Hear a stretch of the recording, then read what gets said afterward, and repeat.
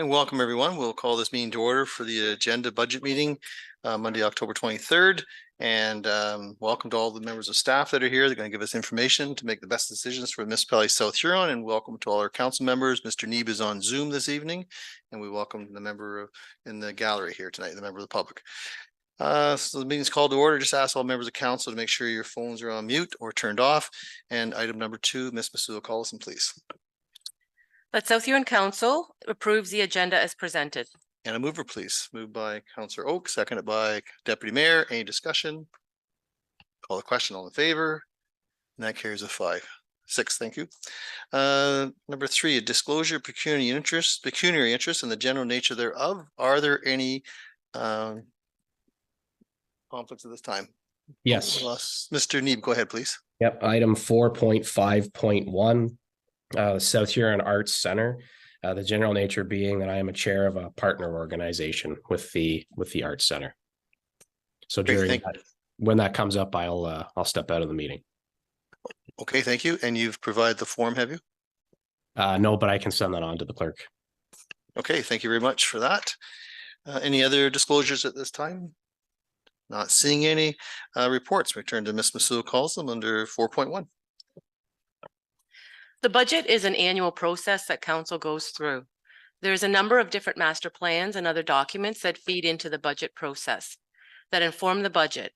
One such plan is the asset management plan. Council was updated on the asset management plan at the last budget meeting. South Huron has met the requirements so far and is on track to meet 2024 timelines set by the province. That being said, the municipality is still not at the point where the plan fully informs the budget. This budget that is going to be presented to council is a detailed 2024 operating budget with estimates, including a summary for each division on changes over the previous year. Council is also provided a 10-year capital budget, which is important for council to be aware of upcoming shorter-term capital considerations. Staff have been very cognizant of tax rates in the preparation of this budget, as staff are aware that the tax rates are what will determine levy changes to residents, landowners, and business owners. In these budget deliberations and discussions, council does need to keep in mind the commitments made for long-term debt financing, as well as the debt management policy targets for 2030. There were some challenges in putting the budget forward, including unknowns at this time and existing needs, and Julia will be giving them to you in more detail. You will also note on the budget impacts and priority summary sheet that the proposed budget includes a 0.25% increase on levy relating to the asset management levy. This is a specific contribution to capital replacement reserves that was established during the 2023 budget process. While not the 0.50% target recommended in the asset management financial strategy originally proposed during the 2023 budget process, this 0.25% increase is consistent with the previous year. The impacts on this current draft levy-based budget represents a 7.55% rural, that's Ward 1 and 3, tax rate increase, and a 5.18% urban, Ward 2, tax rate increase. Julia will also go into more detail to provide what that means for the average home assessed in South Huron. There are still some unknowns at this time which impact both the operating and capital budgets, including unknown allocations for both the OCIF, the Ontario Community Infrastructure Fund, and CCBF, the Canada Community Building Fund grants and Conservation Authority budgets, which have not yet been received. There are some projects that have been deferred in order to meet the tax rate, and you will note those items in the capital budget forecast starting at page 21. Those project names will have a star beside them. The summary also notes that growth estimates have been included in the total levy impact. This growth figure is an estimate only, and any changes will impact the tax rate increase required to meet the budget estimates. The final tax roll to be used for 2024 is not typically received until mid-December. The proposed total levy increase includes assessment growth, proposed tax rate increase, and increase in asset management levy. The budget impacts and priorities title page in this budget package provides a summary of both the annualized and one-time operating initiatives included in the 2024 operating budgets, which impacted the overall levy.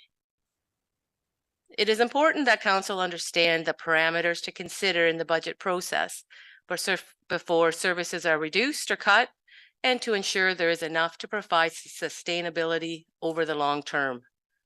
It is vital to include investment and renewal in municipal assets, along with remembering that there is only one taxpayer. Collaborations and partnerships will be important moving forward. Now I will turn the floor over to Julia to go over the budget impacts and priorities cover page. Thank you, Rebecca, and through you, Mayor Finch. So I'll go over the budget impacts and priorities sheet first. This gives an overview of the operating budget as well as the impact of the baseline capital on the total tax levy that's required. So to start off with the budget process, we use 2023 as a base budget and remove any one-time initiatives that were included in the 2023 budget. So that's what you can see in this yellow box here at the very top. After that, we outline operating impacts in the current year. So included in this are impacts of wages and benefits of a total of $411,259 in 2024 of a levy impact. So that includes things like grid step movements for employees, position changes, and benefit changes, as well as a 3.6% COLA increase. There are also some operational budget line fluctuations. These include things like insurance changes and IT costs. We have an annual adjustment for the fire agreement with Blue Water, which is based on CPI, resulting in increased revenue of $2,510.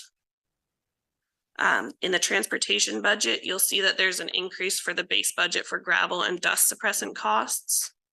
There's also been a fuel increase included in the 2024 budget. The total cost estimate is $48,000. So that is outlining the total cost estimate for both the user pay or the user fee and the levy based budgets. But the impact on the levy based budget is $28,000. There are debt payment impacts. So the debenture for the South Huron Rec Center upgrades is not yet finalized. So in this budget, we've included estimates for that figure. We received revised policing costs from the OPP agreement. So that resulted in decreased costs of $84,305. The Exeter Lions Club MOU was terminated. So that was equivalent to $10,000 annually.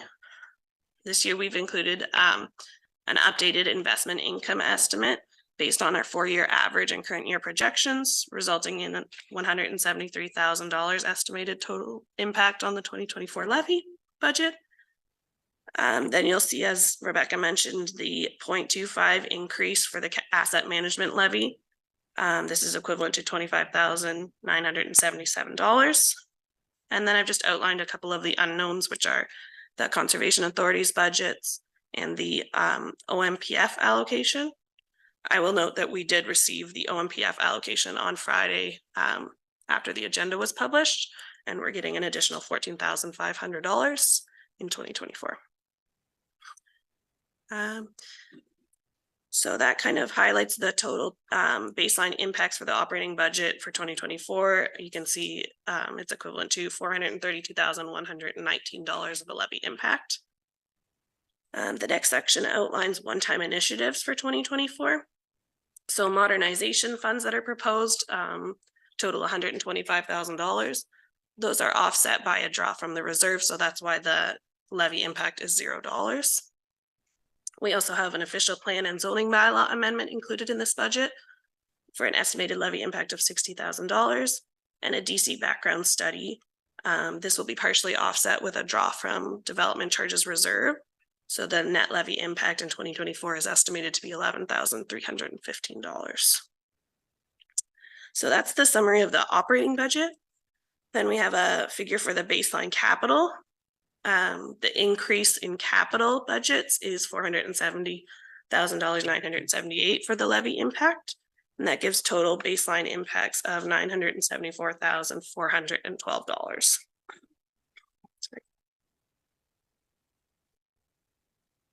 Included in my estimates for the tax rate changes, I've included a growth estimate of $271,000 for 2024. As Rebecca mentioned, we don't have the final roll until mid-December typically, but this estimate is based on supplementals and omits and that kind of thing that we've received up till now. So that gives us a net levy impact for the tax rate calculation of $703,412. In the gray kind of box summary below, you'll see that this results in a tax rate increase of 7.55% for rural and 5.18% for urban. The annual increase on $100,000 of residential assessment would be $45.46 for rural, which is Ward 1 and 3, and $36.54 for Ward 2. The annual increase on the average home assessed, which is $285,201 in 2023. So the average annual increase would be $129.66 for Ward 1 and 3, and $104.20 for Ward 2. And that's the summary of the budget impacts and priorities. I don't know if anyone has any questions on that. Are there any questions? Councillor Oak, go ahead, please. Yes, thanks, Mayor. Thanks, Julia, for the recap of the summary there. The OMPF you said is going up. Now, last year was 1,512,600. What? Sorry, I missed that number. Yes, so this year we're getting $14,500 more than that. 14,500. Okay. Yes. Yeah, thank you. And one other question, just the average home assessment for South Huron. I know it's 2016 with some adjustments, but it actually dropped from last year by a couple $100, which I know there's any new builds or whatever is being added to this number, this average number. So I was surprised that it actually dropped. Yep. Through you, Mayor Finch. So this is impacted by the number of homes included in the calculation as well as the assessed value. So the number of homes increased by more than the assessed value increased, and that's why the average decreased. So there is additional assessment, but it was just offset by more count in that.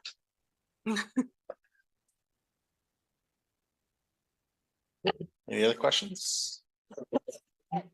Councillor Vaughn, go ahead, please. Yeah, on the line where we're talking about investment income, there's a total cost estimate of $310,000, and then there's a levy impact of only 173, and I'm just wondering why the difference. Yes, through you, Mayor Finch. So you'll notice when we go through the operating budgets in more detail, but the 310,000 includes both the levy budget and the user fee budget. So we've included an increased estimate for investment income for the user fee budgets as well. And that's the difference in the 310 and the 175. And we always have allocated a portion of the investment income that's earned to the user fee budgets. It's just this year we're showing it differently. Okay. Councillor Oak, go ahead, please. Yeah, thanks. Under the wages and benefits, last year there was two categories because there was compensation review going on at the same time, and there was a bump up with the compensation review, and then there was like 4% COLA or whatever. Mm-hmm. And so the number was 300 and some thousand, and so this year at 500,000. I'm just wondering what I know the COLA number is smaller than last year, but what's making up the lion's share? Because I assume with our compensation review last year, we did the step ups for a lot of people at that time. So I'm just wondering what the what the difference is, because that's, again, sizable increase from where it was last year, even with, when you add the compensation review part. So. Do you need to? Why don't I start, Julia, give your voice a rest and then you can finish up if you need to. Last year when we did the compensation review, staff were put into the new grid, to the next level closest to where they were. So the way that the grid is set out, there is an increase for every step increase every year. So that is included in here. Okay.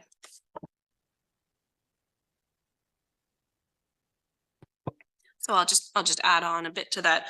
A large portion of this increase is related to the step changes, as Rebecca noted, and we also received updated estimates for things like our health and dental benefits. So those kinds of things are included in this estimate as well. Councillor Vaughn, do you have your hand up? No. That's fine. Any other questions then? Thank you, Councillor Vaughn. At this time. Okay, Councillor Dietrich, go ahead. Thank you, Mr. Mayor. Debt payment impacts estimated only in the South Huron Rec Center.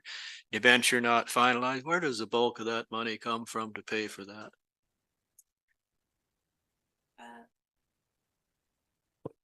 Through you, Mayor Finch. So that's included in the operating budget for the recreation department through the facilities budget.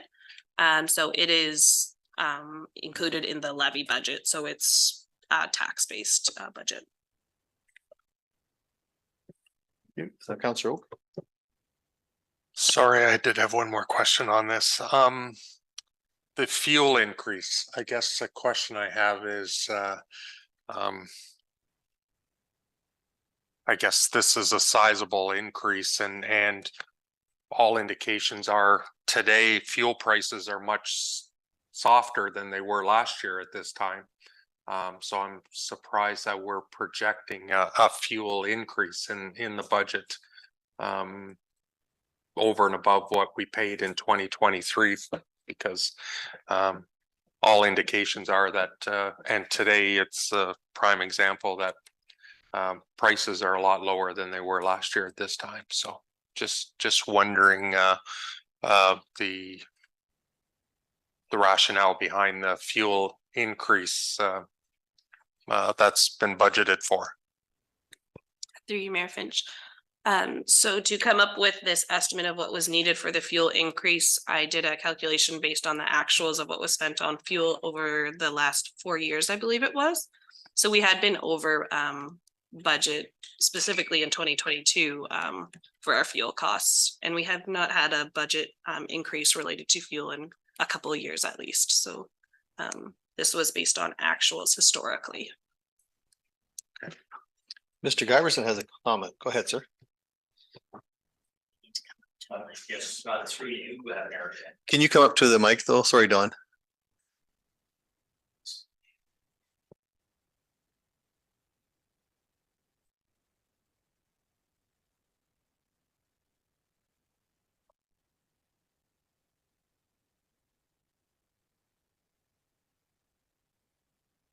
Yes, through you, Mayor Finch.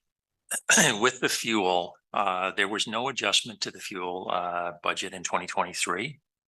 And to the best of my knowledge, there hasn't been an adjustment to the fuel budget in 5 years. So the fuel has been lagging behind for quite some time. Even this year, the projected increase to what fuel is costing right now in 2023, what's included in the budget in order to soften the expenditure increases, because it's a huge increase in fuel. About 50% of what was requested is included in the budget because it's been averaged over the past 3 years, 2 years, or a 4-year average. So there's a lot going on with the fuel. It's costing a lot more than what's currently in the budget, and there hasn't been an adjustment in fuel for quite some time, and nothing last year. Thank you. Thank you. Thank you very much for your input, Mr. Harrison. Any other comments? Okay. Mr. Carlson? Next, we will start, move forward to the draft operating. Oh, sorry. Go ahead, Mr. Oak. And the one last thing I'd like to just, I know that there was communication that was sent to council this afternoon on the from Julia about the tax, the difference between the rural and the urban, and maybe maybe you could summarize that. I know there was another number that maybe should be on this that shows what the average assessment would be for 2024 because it shows like 18,447.76 for rural and 2,115.81 for urban, based on the email you sent there for the average assessment, the residential tax based on average assessment. I'm just wondering if that line could be added in there with the other three that are there for each of the, it just shows what the average assessment is per household between the rural and the urban, that number, and maybe even the residential tax rate. So you have the 5 columns. I like that 5 columns that you added in the email there today. So, but maybe you could just explain the rural and urban so I can keep it in my head again. Go ahead, Julia. Do you, Mayor Finch? So in the amalgamation order, South Huron has 2 general tax rates. So that was decided so that the policing cost specifically would be split between rural and urban differently. So I believe it's 55%. The policing cost is paid by urban and 45 through rural. So this 2 tax rates has impacted the tax rate changes that have to happen year over year. So tax rate differences between the wards is impacted by how the different property classes are weighted through the assignment of tax ratios and the complement of assessment in each ward. So tax ratios are set by the county annually and are within ranges allowable under Ontario Regulation 386/98. The tax ratios for residential, farm, multi-residential, commercial, and industrial are as follows. So residential is 1.0 tax ratio, multi-residential, commercial, and industrial are 1.1, and farm and managed forest are 0.25. So these tax ratios are applied against the assessment for each property class to determine a weighted assessment and a corresponding tax rate. So any shift in assessment for the rural wards could mainly relate to farm and residential assessment. And because the tax ratio for those are 0.25, that could heavily impact what the weighted assessment in that ward would be. Versus if changes in urban, let's say, are related to commercial or residential, which are at a higher tax ratio. And then, yes, I'll just mention, as Councillor Oak mentioned in my email, I specified the projected municipal residential tax rate for both the rural and urban in 2024 based on the proposed budget. So the rural tax rate would be 0.00647879. And the urban residential tax rate would be 0.00741867. So you'll notice that the urban tax rate is still higher than the urban is still higher than the rural tax rate. And then so the 2024 municipal residential taxes based on the average assessed value of $285,201 is $1,847.76 for rural and $2,115.81 for urban. And I can include those lines in the budget impacts and priorities going forward for the meetings. Thank you. And the description that you set out, maybe we could include that in the budget package as well, because I think it's very useful information. So I appreciate that. Thank you. Great. Any other questions at this time? Okay. Guess not. Ms. Collison, do you want to continue? We'll turn to the 2024 draft budget book and operations. So we'll start here at General Government Services. Go ahead. Is there any questions at this point?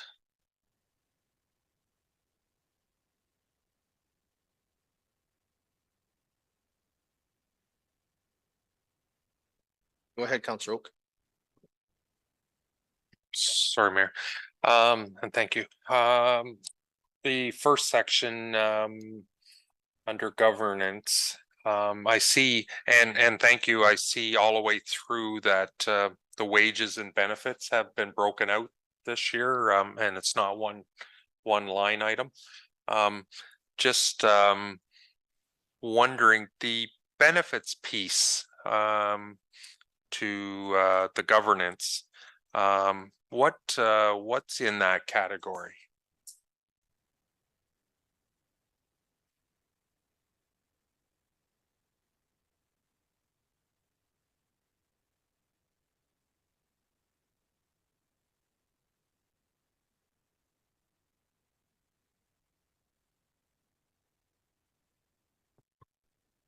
I might need to do a little more digging. Yeah, that's fine. Yeah, thank you. Just was wondering what that category is, in, because this governance piece is the council, right? And so just wondering what that benefits piece is, yeah, when it comes to council. Okay. So, Ms. thank you. Collison. Oh, that was all I was going to clarify as well, that it does have to do with council. We can provide more detail. Okay, thank you. Any other questions at this point?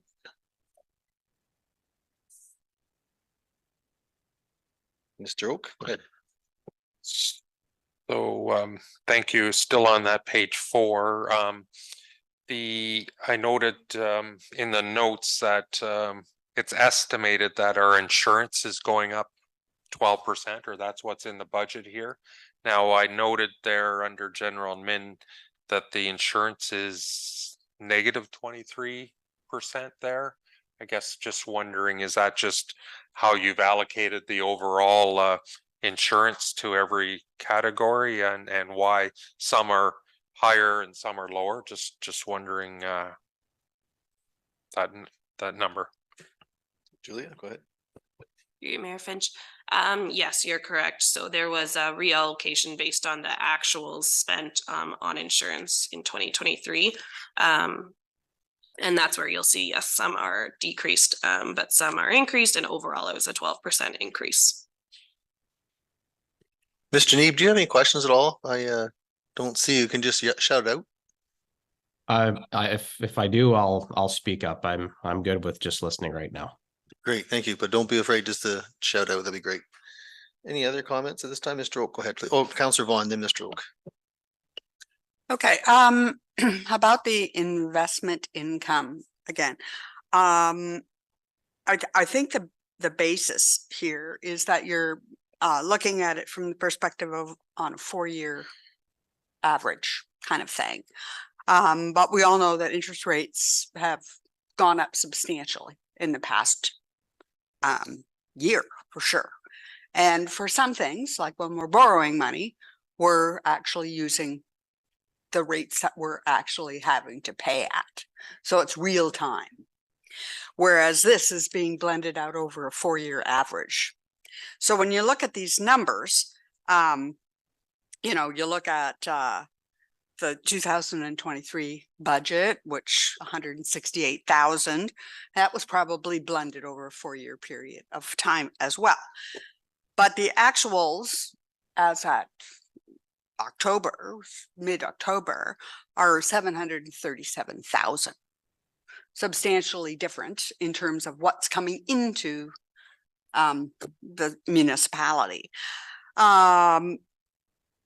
And for the budget, we've got $341,000, but still for 2024, but still that's only half of what we already got in 2023. So I'm just thinking, why are we cutting ourselves short on the investment side in terms of what the reality of the day is when we're putting together our budget calculations? You may finish. So yes, you're correct. We are using the averaging for the revenue side and then the actuals for the debt projections.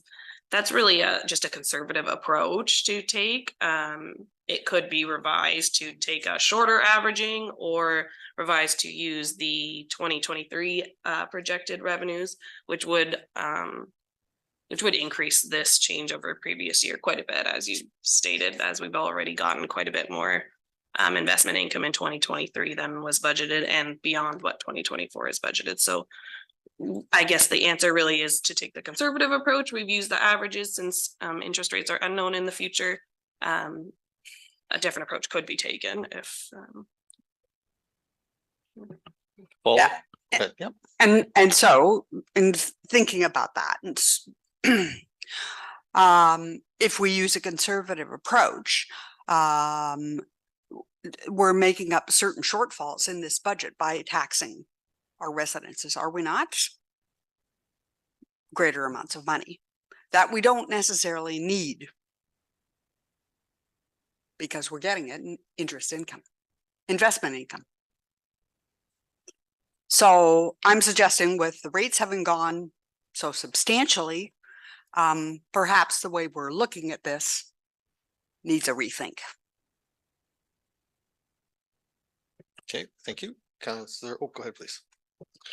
Yeah, just to that, I guess the question and the 4-year average, I see where you're being conservative on that side of things.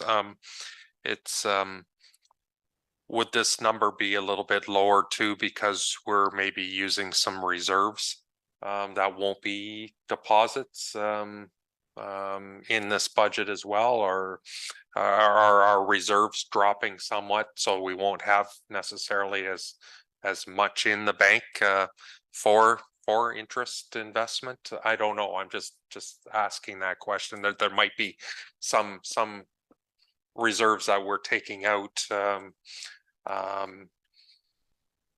for different projects, or finalizing some of the projects like the rec center or whatever, where there's been, you know, or some other projects where we're utilizing some of the reserves, capital replacement reserves for some of the projects in the 2024 budget, and just wondering how much of an impact that would have on that number. So Julie, do you want any response to that? I wouldn't be able to provide an estimate at this time of what impact, but it would absolutely have an impact if we are going to have lower reserves balance over the 2024 fiscal year. Then we will be earning that much less investment income. Okay, thank you. Any other comments? Councillor Vaughan.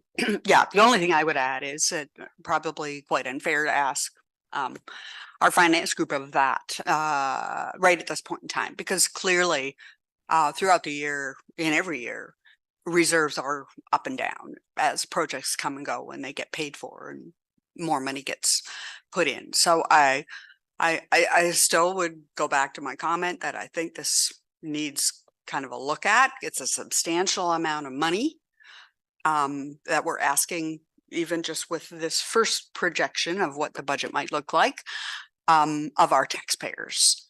And we know, irrespective of what the reserve play might be in terms of expenditures, that we are going to be getting an awful lot more investment income in this year, unless the world completely falls apart. And we don't budget on that basis anyway. So I really do think we need to take a really hard look at what we're doing here. Okay, thank you.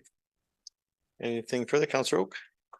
yeah, since we're still on these first couple of pages, or I assume we are, the program support, the Z program support, that's the IT world, I believe. And so is this where it's all captured and then it's allocated out from this? And that's why these numbers are so big in the general admin category. Is that the proper interpretation of that? Through you, Mayor Finch. Yes, you're correct. So the IT budget is housed in the general admin division. And the program support also includes other administrative functions that are in the general admin division. And then those costs are allocated across the other departments. So yes, you'll see it's recouped into the general admin budget and a cost to the other divisions. Okay. Any other comments? Okay, Councillor Vaughn, go ahead, please. Yes, I'm just thinking about the modernization strategies, the contracted services in this section. I think we have 125,000 for modernization strategies. Is that all being paid for out of reserves? Do you, Mayor Finch? Yes, we received funding for the modernization strategies that's been put into a reserve. And as we've put forward a plan to use those funds, we draw down from that reserve. Okay. So it's just looking at all these numbers, and I realize some of them are probably rolled up. Really not clear to me. Where's that coming from on here? Like in terms of it's offset, but where would I see that? Through you, Mayor Finch. So it will be in contracted services is the line that will incorporate the initiatives that are in the modernization strategies for this year. And in the transfer from reserves line is where the offsetting $125,000 Oh, is okay. captured. So it would be a part of in fact, it would be almost the whole. Well, it'd be 125,000 of the 150 is what you're saying. In terms of the transfer from reserves. Yes. Okay. Thank you.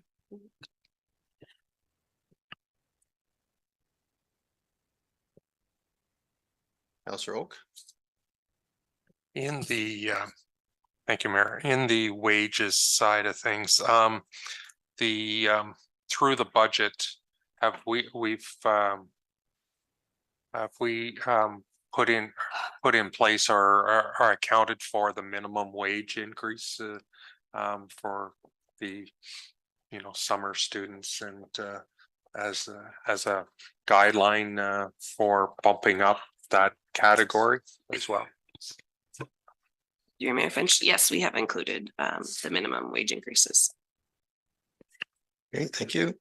Any other comments? Mayor Finch. Yeah, go ahead, Councillor Neep.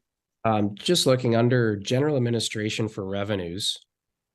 For fines and penalties, the actual says 97,000 as of October 17th, 2023. But we're budgeting 185,000 for fines and penalties. And I'm just wondering why there's such a discrepancy if we're only at 97,000 at this point for fines and penalties. Go ahead, Ms. Warwick. Through you, Mayor Finch. So this line mostly relates to fines and penalties related to tax bills. So it's just an estimate, and it will fluctuate year over year based on payments, and could increase. As we just had a due date in September and then another one in November, you'll see an increase in those lines accordingly as fines and penalties are issued. Thank you. Councillor Neep, any follow-up? No, thank you very much. Thank you. Councillor Vaughn. So just following that thinking there, we're on Councillor Neep's question, 185,000 in 2023 and the same thing in 2024. So when we're thinking about what to put in the revenue line with, say, this particular line, are we looking at a 4-year average for what we actually do collect, or are we just, because we did it last year, we're doing the same thing this year? Like, what's our rationale behind that number? Through you, Mayor Finch. For this line in particular, we've just used the 2023 base budget as the projected budget for 2024. We haven't used an averaging. Okay.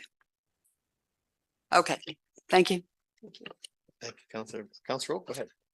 And for that, thank you, Mayor. And for that line item, I could probably agree because as 2024, 2025, 2026 move forward, there's going to be, we're not sure what the economy is going to do and what some of the, the mortgages as they come up for renewal, what's going to happen. And so there could be some challenges with property taxes as well, as things get tighter out there. So it could get a little slower. So I think that's probably a fair estimation. Thank you. Any other comments? Okay.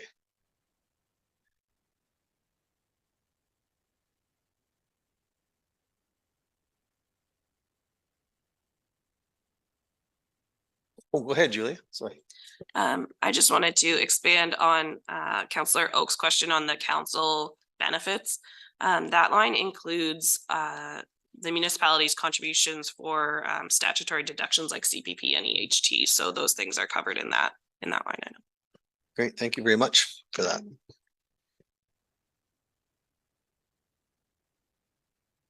Thank you. Councillor Oak, do you have something else? No, I just said thank you for the follow-up.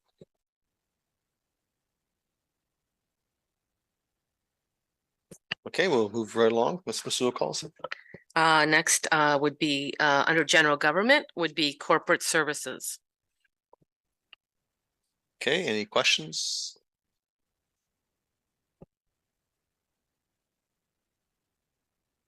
Councillor Vaughn, go ahead.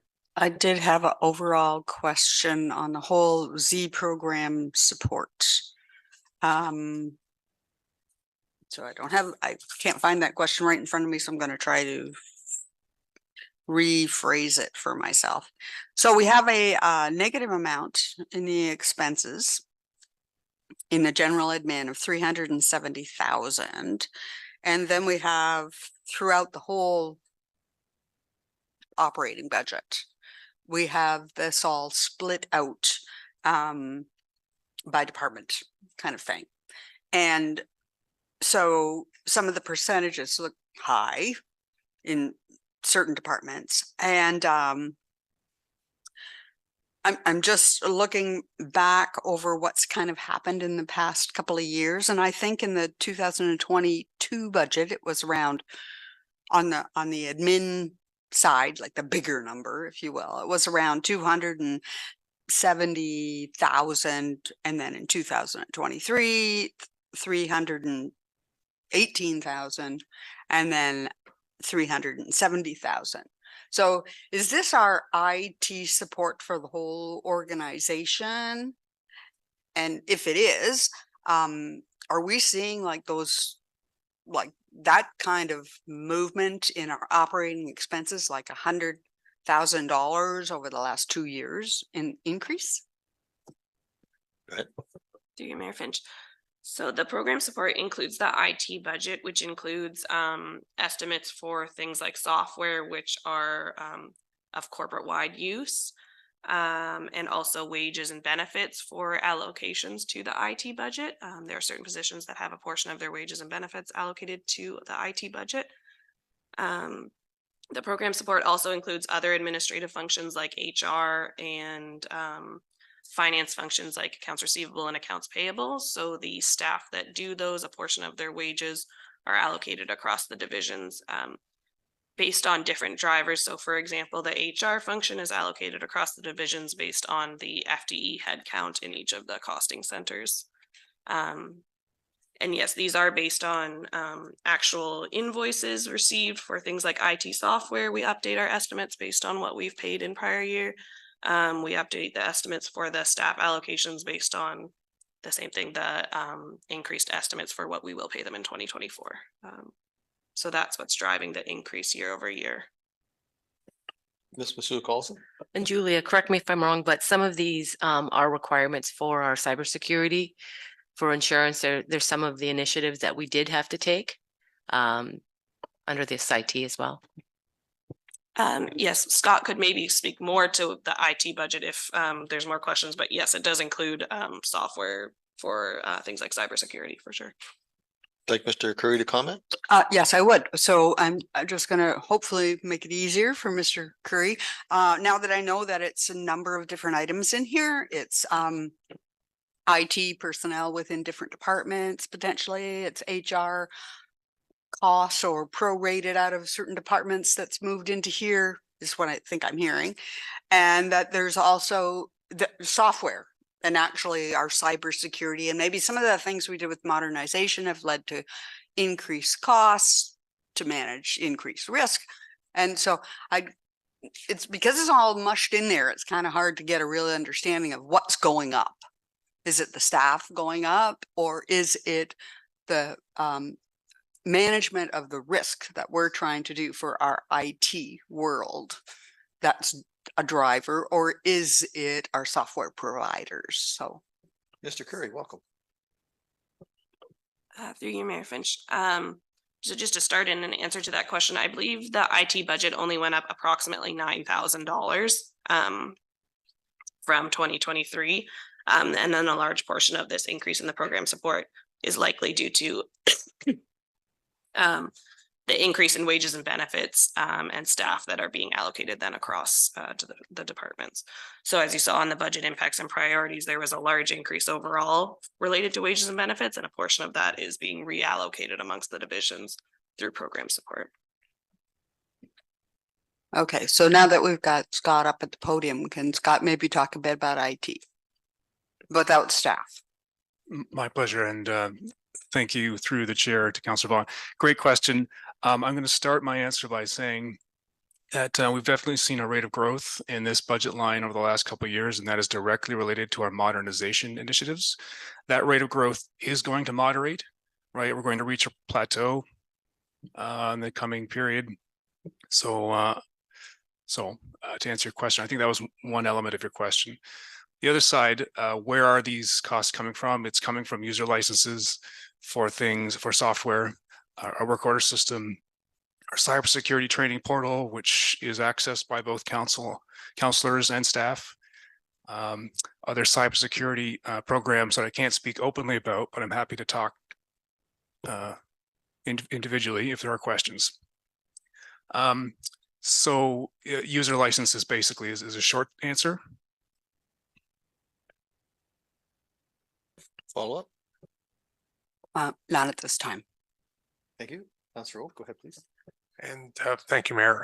Just on the increase now, we use MicroH as our contract provider to a certain degree now. When does that contract come up, or is it up for renegotiations in the next year or so? Mr. Curry. Thank you, Mr. Mayor. Through you to Councillor Oak. Great question. It's actually up for renewal now. We have started discussions on that. We do know that the costs for service are not going down, unfortunately. The demands for this type of service are only going up, and frankly, it's necessary to keep our cybersecurity posture strong. We've seen what can happen looking at some of our neighbors and the outcome of some of their unfortunate attacks they've been subject to. So stay tuned. That discussion is just starting. We are renegotiating another term with the vendor. Thank you very much, Mr. Curry. Thank you. Any other comments, questions at this time? Mr. Oak, go ahead, please. So under corporate services there, now that we're on that page, the taxation levy projected in the budget to go up almost $1 million, 974, and that's 9.2%. Just wondering, that's higher than what our tax rate amounts are that we're projecting. So just wondering where that $1 million or 974,000, how that's calculated. Julia? Through you, Mayor Finch. So you'll see that 974,412 matches the total baseline impacts number on the budget impacts and priorities sheet. So that will be the best kind of one-page summary to see what is driving 974,412. It is lower than the impact on the levy because it includes the growth estimate of $271,000. So the growth helps offset the tax rate increase that's required in order to meet that levy increase. Perfect, thank you. Thank you. Thank you, Julie. Any other comments?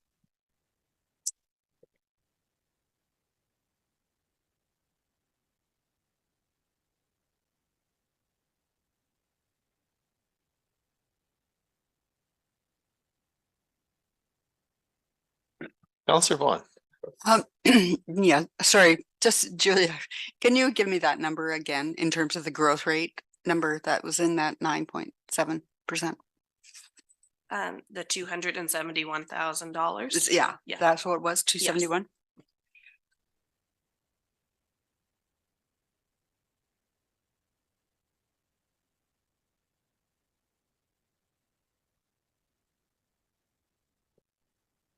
Hey, anything further?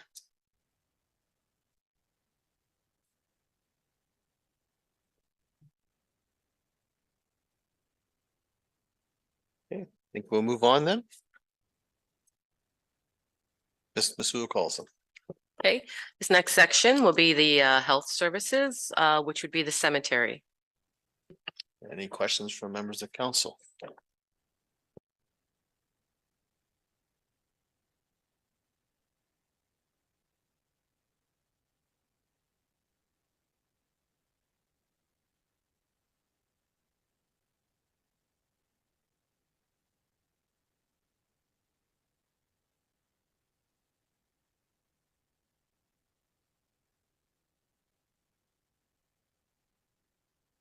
Deputy, go ahead.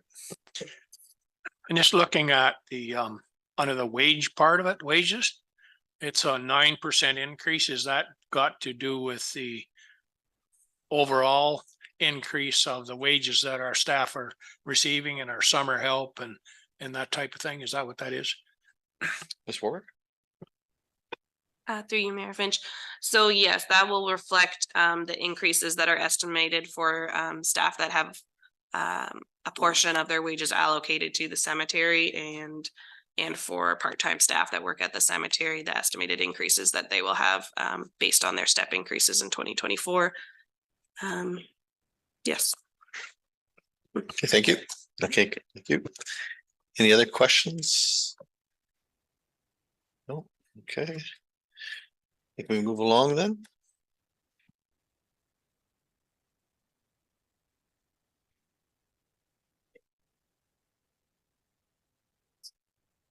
Yeah.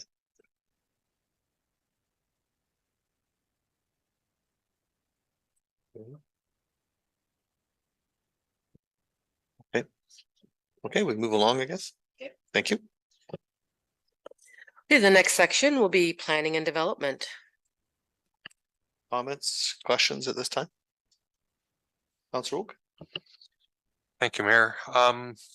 I noticed under contract services that we're looking at $45,000 increase over the year before, and just wondering why such an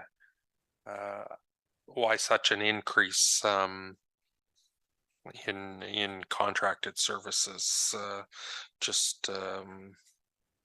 Just wanted, I know that there's a comprehensive growth study that's coming and but just wondering I guess what that all entails.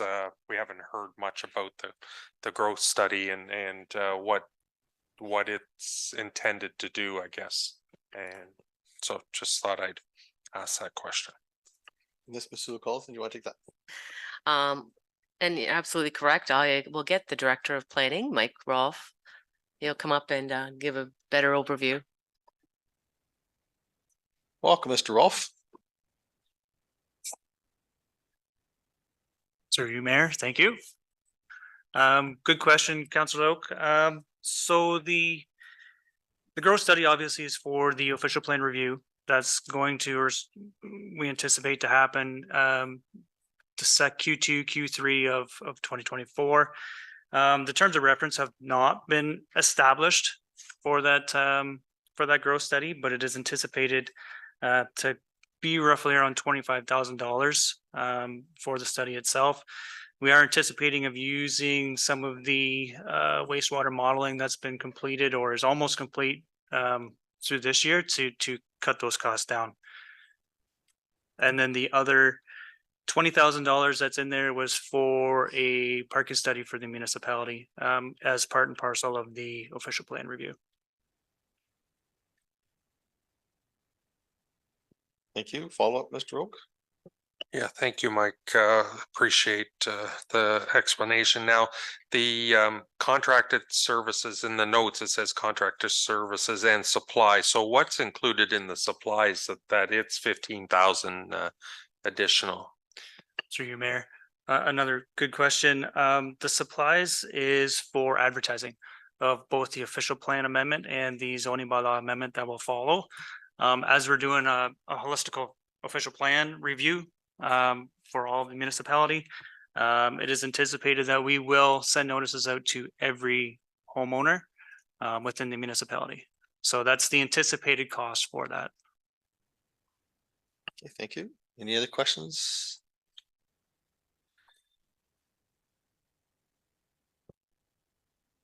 Councillor Oak?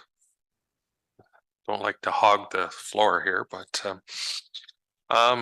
the wages are up significant in this category as well. And just wondering, it's almost 60,000 increase from this current year, which just wondering, that seems like large, as 74% sort of stands out compared to some of the other categories. So just wondering what's the difference in this allocation to this department. Ms. Ward, go ahead, please. Through you, Mayor. The majority of the increase in this line is due to a reallocation of wages. So based on where actual an estimate of actual time spent on different areas, certain staff, we've reallocated their wages to from one division to another. And that's why planning is having a higher increase this year. Councillor Oak? So with this thank you, Mayor, with this reallocation of wages, is it coming off of another area then accordingly? Through Mayor Finch, yes, it's coming.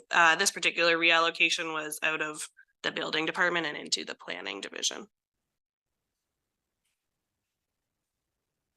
Thank you. Councillor Vaughn, you had something?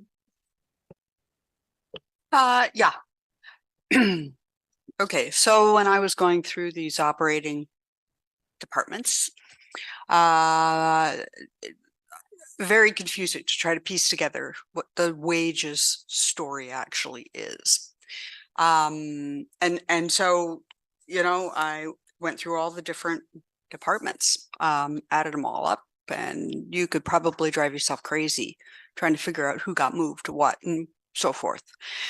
I think the bottom line is that there's a lot of things that are all added into the wages lines, no matter how you want to put it, whether you put it in IT or whether you put it in this department or that department, or it's COLA, or it has something to do with the grid movement that we had.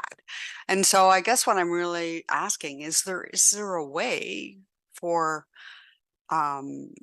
staff to be able to give us an indication of what relates to what from a macro level, like what relates to COLA, what relates to grid movements, or any of the other items that you mentioned in the summary, because it's all one big whack of stuff and it's too difficult to look at it on a department basis and make sense of any of it. I think there was only 3 departments that actually were less than 3.6. Council was right at it. Planning department was 1.4, I think, and there was another one that was a small amount, but everybody else was way up there, way past 3 point. Julie? COLA. After you, Mayor Finch. So there are definitely a lot of moving pieces in the wages and benefits line.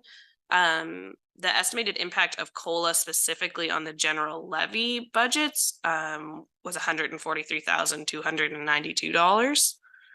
The overall impact, including special area rate budget and user fee and general levy of COLA, was $190,110. And then the other changes include many things. They include CPP, EI, EHT, volunteer firefighter insurance changes. There's a lot of moving pieces, and then any position changes, any reallocations of positions, any step increases. So it would be a very long list to identify each change. I'm not sure if Rebecca wants to expand on that anymore, but. Mr. Sue Carlson, comment? I'm just kind of wondering, what specifically would you ask for, other than knowing high level what the COLA impact is? Is it wanting to know what the benefit impact is overall? Or if you could just clarify a little bit. Sorry, I am trying to make sense of that big amount for salary change and mentally trying to figure out how I justify that to the many people who are probably going to pick up the phone and ask me what's going on at council. So I have an idea of what's being proposed in terms of COLA. I know that last year we did not give a COLA because we were talking in terms of grid, you know, making some adjustments to the grid. And we did give a 4% COLA the year before. So all of that is sort of going on in my head at the same time. So if we didn't make large grid changes in the 2023 year, like we anticipated we were going to, I'd like to know that. And also too, you can't help but as you're going through all this budget piece, if in your own mind coming to the decision of, is that the right COLA? Knowing full well that the rest of the population out there is not getting those kinds of increases. Like so I'm trying to mentally figure out, is some of this really carry over from 2023 that should have been done and isn't or wasn't? I'm just trying to figure out what the big bucket drivers are that come up to that $411,000 change. Ms. Sue Carlson, comment? Okay, so the wage study that was completed last year, there was a decision to put on the grid at the level closest to where the existing wage was, just so there wasn't such a large impact on the levy. Now, the grid movement that is being presented right now is what was put in the study, and what was determined by the consultant to be market, as well as to put staff on for recruitment and retention on the level that's needed to retain staff as well. And then the COLA on top actually just provides what the market continues to call for. So yes, originally when the staff grid was put in place, it was on that grid, on the new grid, closest, a little above for some people, mostly all above. I think everybody was above. Some were pretty well stayed the same on the new grid, but there wasn't actually a step increase. So for example, if you were step 1 or step 5, let's say step 5 on the old grid, you wouldn't get put automatically into the new grid at step 5. You would maybe be put onto step 2 or step 3, step 1, depending on what your actual wage was. So it's based on the wage and not the step. Does that clear it all? not really. And probably not really because I'm not familiar with the grids and how many people are in each grid. And so that movement would be hard for me to understand, even though you're trying desperately to explain it. I still would rather go back to my original question, which is I'd like to kind of know what the buckets are that are affecting this increase. And it's not just COLA. It's a lot of things. And maybe there's a long laundry list, but some of them aren't the big monetary drivers. And I'm just asking if there's a way for us to get a better understanding of what it is that's actually driving that number. Okay, thank you. Follow-up, Ms. Carlson, comment? You leave that with me, with Julie and I. Maybe we can come up with something that maybe clarifies it a little bit further. Yeah, that makes perfect sense. I'm not expecting an answer today. That's a big question. Yeah. And you definitely need to think about how that might come back. Okay, thank you, Councillor Oak. So thank you, Mayor. So just to maybe follow up the Councillor Vaughn, you're looking for, say, a breakout of that $510,000 increase that's proposed in the plan. It sounds like 143,000 of that is COLA, from what I gather from Julia's comments, and then just what the other categories are that makes up that 510,000 proposed increase in the wages and benefits side of things. That's am I understanding that request? I think you are. Yeah. Very well. Staff has got that. I appreciate that too. Thank you. Thank you very much. Any other comments, questions? Deputy, go ahead. Yeah, just a comment. I think, first of all, we need to understand the grid. Because the grid is a movement up. It's not just wages. Everyone doesn't get that movement up in the grid. So that's very difficult and what we're asking for, and I understand that. Because of that grid, we all know that you're getting 4% increase, everyone, but not the grid. The grid is altogether separate. Thank you. Thank you. Okay, anything further on? I'm just going to say I'm fine with Rebecca and Julia taking that away and seeing if they can find a way to make that make more sense. Okay, that's great. Okay, if nothing further, moving right along. Ms. Masuda Carlson. Next will be protection services, starting with policing. Councillor Oak. Thank you, Mayor. Just wanting to understand, we still have significant, or we still have the existing budget for police services in that category, and just wondering if there's been any discussion on the next steps that the province is outlining. Because I'm just wondering, there's like the training in there, there's a bunch of things in there that I'm not sure that we need to leave in there if it's being eliminated in the next months, year, or whatever. So just wondering if there's been any discussion when we're rolling into the bigger pot, I guess. Ms. Masuda Carlson, do you want to take that? I can start, but I might have to hand off to the deputy as well. I believe the Police Services Board did submit a budget and it's status quo. The province has been promising the detachment board for some time, I think since 2019. So I believe the Police Services Board just continued to stay status quo, but unless you have anything more to add there, Deputy Mayor. Deputy? Thank you. Yeah, we put the budget in the same as it was. We also have community safety and well-being budget in there. So we put it in because, like our CAO said, this has been going on since 19. So hopefully something happens. It was supposed to happen this fall. You see what happened so far. So hopefully come spring, we'll get some movement on it, but your guess is as good as mine. Okay, and Ms. Masul Collison, please. And I will add too that once that all happens, the province did say that they may have funding for community safety and well-being as well. None of that has been released yet, but that may make some changes. Okay, thank you. Will everyone take a moment to review the protection services? And if there are any questions?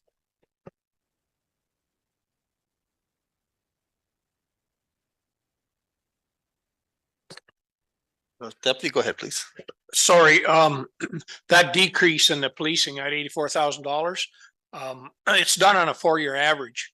So our weighted hours helps with that. So that's why this is down, because of the 4-year average and our hours were down, but so far this year they're gone the opposite way. So thank you. Okay, thank you.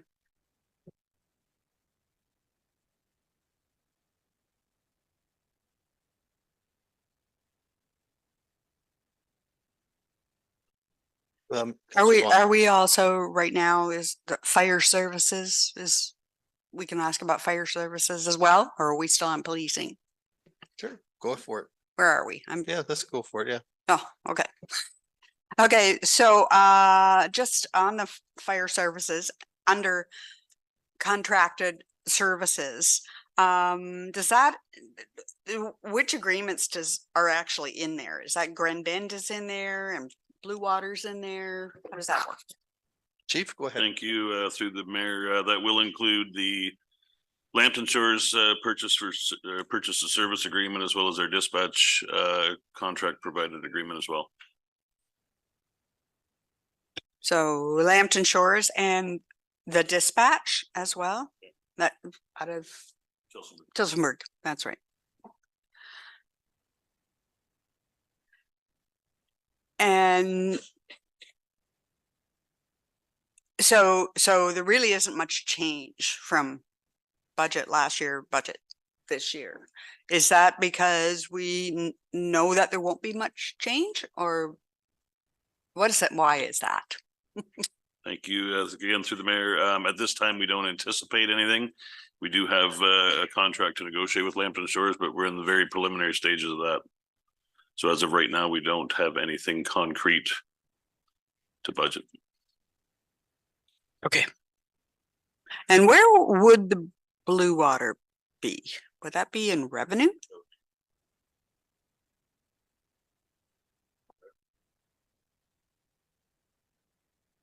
And what part of revenue, what revenue line would Blue Water be in? Through you, Mayor Finch, it's the grant revenue. So the $2,510 increase over the prior year, that's the increase related to CPI for the Blue Water fire services agreement.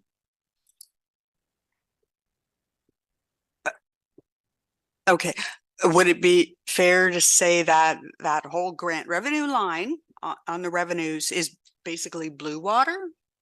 All of it is Blue Water. Okay, so not what I usually think of in terms of grants. Any other? Good, thank you very much. Any other questions?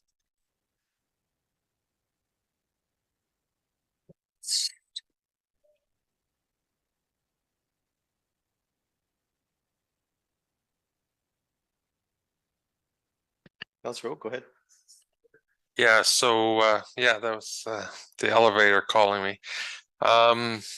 Wages are up now. Does that include some of the new we've just recently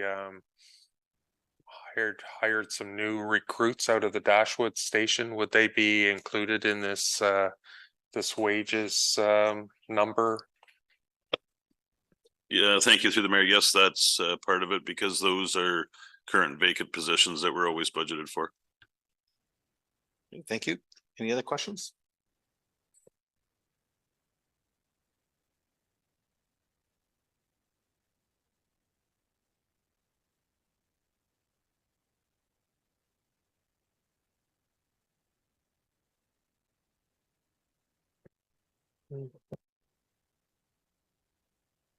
There's nothing further. We'll move on to the next. To building services, building inspection services. Okay, any questions regards to that? Councillor Oak? Yeah, thank you, Mayor. Under contracted services, I guess, are we still contracting out the services? We had hired a company to help with some of the overflow, or is that gonna end for this coming year? If things slow down at all? Mr. Wolf? Through you, Mayor. No, we currently are not contracting to them. However, there is some monies in there in case we do have bigger projects that we require them to do, whether it's a plans review or to do inspections in the field.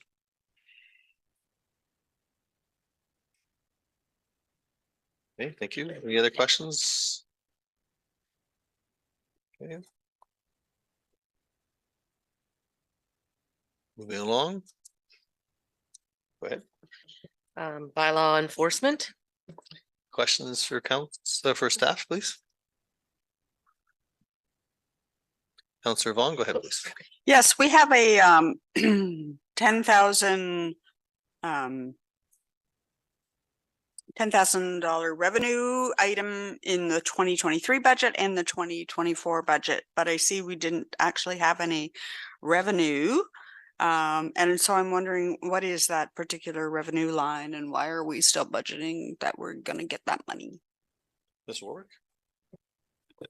Through you, Mayor Finch, that budget line is for rebill revenue. So I believe that's for items that we have to have contracted services to address a bylaw concern, and then we would rebill the resident or whomever it may be, but potentially the acting clerk could expand on that if need be. Ms. Wolf, go ahead, please. Yes, through the chair. So in certain situations for bylaw enforcement, if we were to go through the route of property standards order, and then we did have to hire a contractor to come in and clean the property up, we would be billed the fees for the contractor to do that, and then we rebill what they billed us to the property owner to be reimbursed. Councillor Oak? So an example would be if we had somebody that we had to bring somebody in to cut down like a field of weeds or something like that, and had to hire somebody to do that, and then we bill the property owner. That wouldn't be under the fines or penalties. It would be a rebilling to the property owner. Correct. So in certain instances, or through the chair, through certain instances, rather than individuals being given a fine upfront, if an order is put against their property, they have a certain time to comply. If they do not comply, then we have to go in and bring the property into compliance, and we would contract that out. We would pay the contractor, and then we would rebill what the contractor billed us to the property owner to recoup those costs. Thank you. Councillor Oak, go ahead.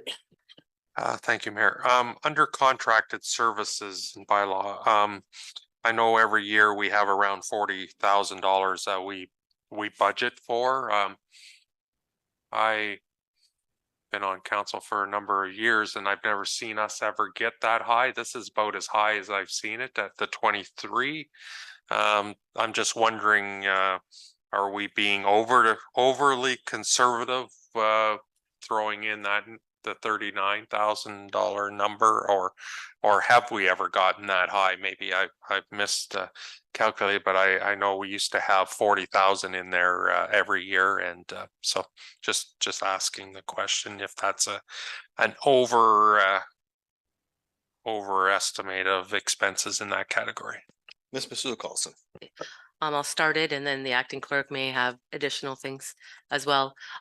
But that is, budget has remained the same. And as we're complaint based, it is hard to estimate how many complaints there will be and what type of complaints.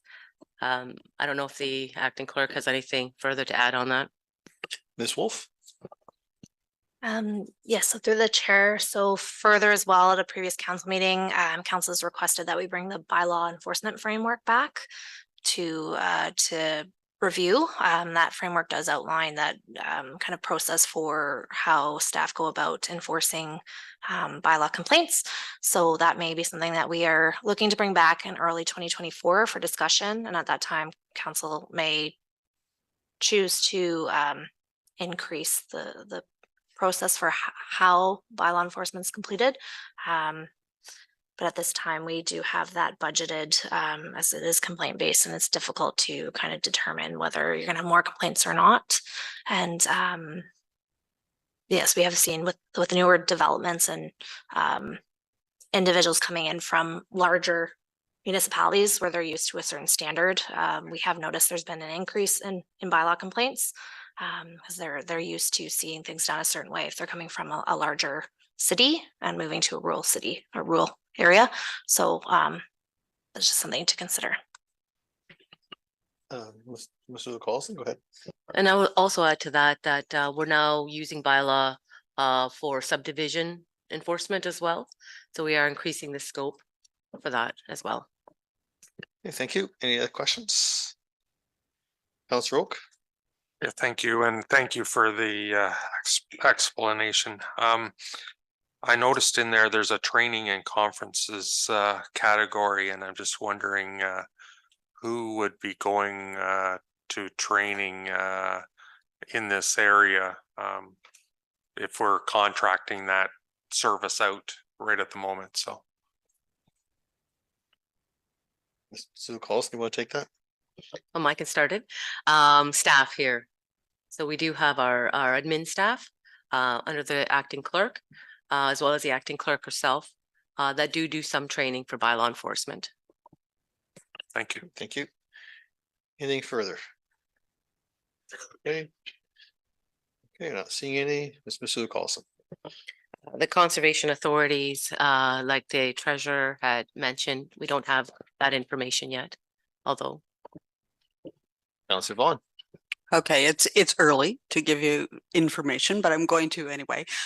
We at the Ausable Bayfield have been going through the budget, and we have authorized the release of those numbers to the municipality. So I cannot speak for the Upper Thames. I don't know what that number is going to actually be, but I can tell you that the budget that you're about to receive, that includes special benefiting projects as well as the levy operating, is going to be about $283,496 to be exact. No approximate there. Yeah. So a bit of a change from last year, but overall from the levy, I think it's 2.6% increase, 2.67, something like that. And the special benefiting projects are pretty much what they were in the previous year. So shouldn't see any major changes there. Okay, thank you very much, Councilor Vaughn, for that. And there's nothing else. Right along. Mr. Carlson. Next would be recreation and cultural services, recreation general. Comments, Mr. Oh, go ahead, please. Thank you. Under expenses, external transfers, the 40,000, is that the amount that we transfer for the pool and the hall? The 40,000, the 25 and the 15, I believe. Just wondering if that's captured in there, and whether we've had any indication from our partners, the administrating body on any thoughts for 2024 in this category, if that is for this category. Ms. Warwick. Through you, Mayor Finch. So you're correct, that 40,000 in the external transfers is related to the Kirkton Woodham Pool and the Kirkton Woodham Community Center. So we budget $25,000 for the pool and $15,000 for the community center. I haven't received any finalized numbers for changes related to those amounts. Okay, thank you, Councilor Oak. And just, I know we're not on capital, but just has there been any guidance from them on the capital side either, from Per South? Ms. Pursuit Carlson, No, there has not been any. thank you. Okay, there's nothing further moving along.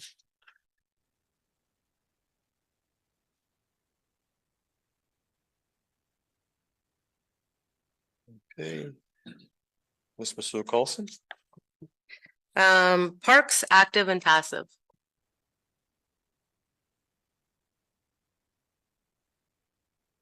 Councilor Oak, Thank you, Mayor. Under repairs and maintenance, our budget or our cost this year is higher than our budget and higher than our proposed budget, I guess. Just wondering if that our 2024 budget line item is sufficient to or why the number is higher than budget, what unusual hopefully one-time things that hit that put that number higher than our budget. Chief, go ahead. Thank you, through the mayor. Yes, the majority of that overage is light standard repairs to the ball fields, both in Crediton and Exeter, soccer fields and multi-purpose courts required upgrades to the lights. They were on old breakers and were failing, so everything's been upgraded. They had to be done. They would only last about 10 minutes when they were lit, so everything's been done. So I don't foresee any major repairs in the upcoming year. Thank you. Any other comments in that category? Councilor Vaughn. Yes, if you move up to revenue in that active passive park section, there's other revenue of 7,900 and there's sales of 4,000.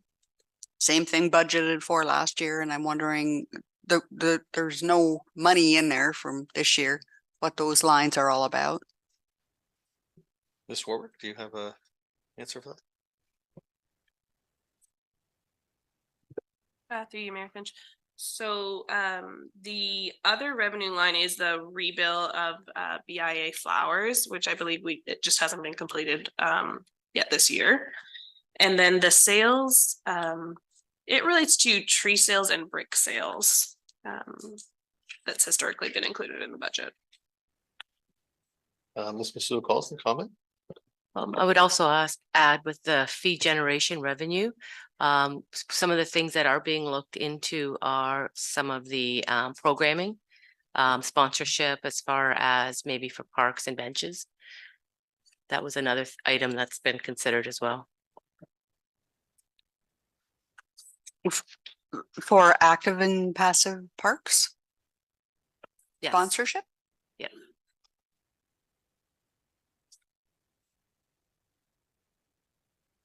Follow up, Ms. Vaughn? No, but I am trying to write a few notes here. Thank you. Okay. Any other comments?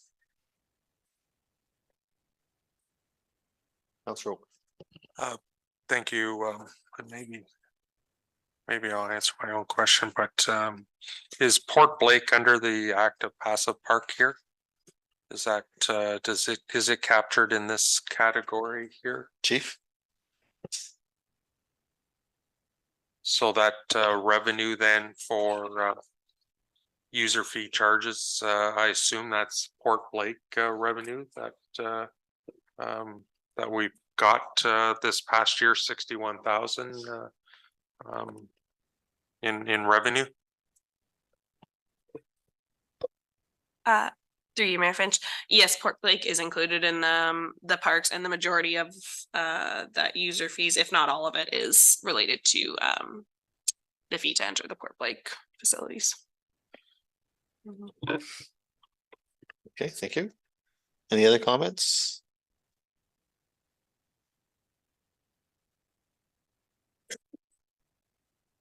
Okay. Moving along. Ms. Pursuit Carlson. Programs is next. Comments, questions? Go ahead, Counselor Oak. Thank you, Mayor. Under programs, so I guess what programs are included under this? And I noticed we have user fees charges budgeted for 90,000 in each of the years, and this year we had 15,000 in revenue under the revenue side. Just wondered what programs is captured under this section. Mr. Warwick, or who wants to take that?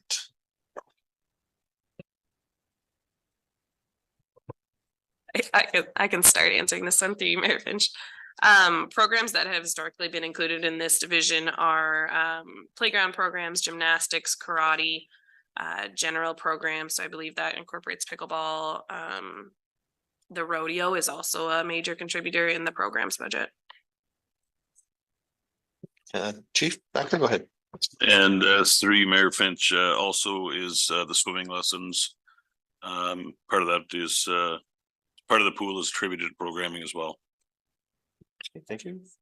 Follow up, Mr. Oak.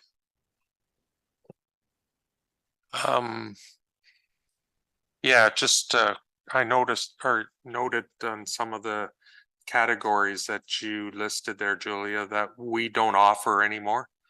So I just wondered if we could maybe update the actual list of what programs is in that category, because we don't offer playground anymore, or some of the other ones. So just wondering, I'm trying to get my head wrapped around the 90,000 number, and whether we're being a little bit optimistic in the revenue side of things on that front. Who would like to, Chief, go ahead. Excuse me, through Mayor Finch, playground is not offered, and as she mentioned, one other one that's not offered. Karate is coming back. We're entering into an agreement with a new provider for that. Sorry, gymnastics and playground are no longer offered by South Huron. Thank you. Any other comments? Questions? Councillor Oak. I guess I'm just questioning the revenue side, and wondering if we're being a little bit generous on that, or have we maybe in the past with playground and with gymnastics and things, we got to that level, but I'm not sure that we're, based on the programs we're offering today, that we're going to get anywhere near $90,000 in revenue. Deputy, you have a comment? Is that part of the rodeo revenue? Ms. Warwick? Through you, Mayor Finch, yes, a portion of this would be the rodeo revenues in this overall programs budget. The majority of the rodeo revenues are in the donations and fundraising line. Okay, thank you. Any other comments, questions? Councillor Vaughn, go ahead, please. Yes, I believe Councillor makes a good point there. I mean, if our rodeo is included in the donations fundraising for 72,000, that sounds about right for what the rodeo ticket sales are. And we aren't doing playground or gymnastics. Karate might be coming back, but I don't think that's going to be anywhere near 90,000. Swimming lessons, Chief Becker did say swimming lessons, but I think that probably fits more under revenue for the pools, which is category below. So if we're going to be looking at realistic, I'm assuming that the arena, like hockey players and the skating clubs and things like that, is under user fees for facilities. So yeah, I think the question is quite valid. What's the 90,000 revenue for? Okay, thank you.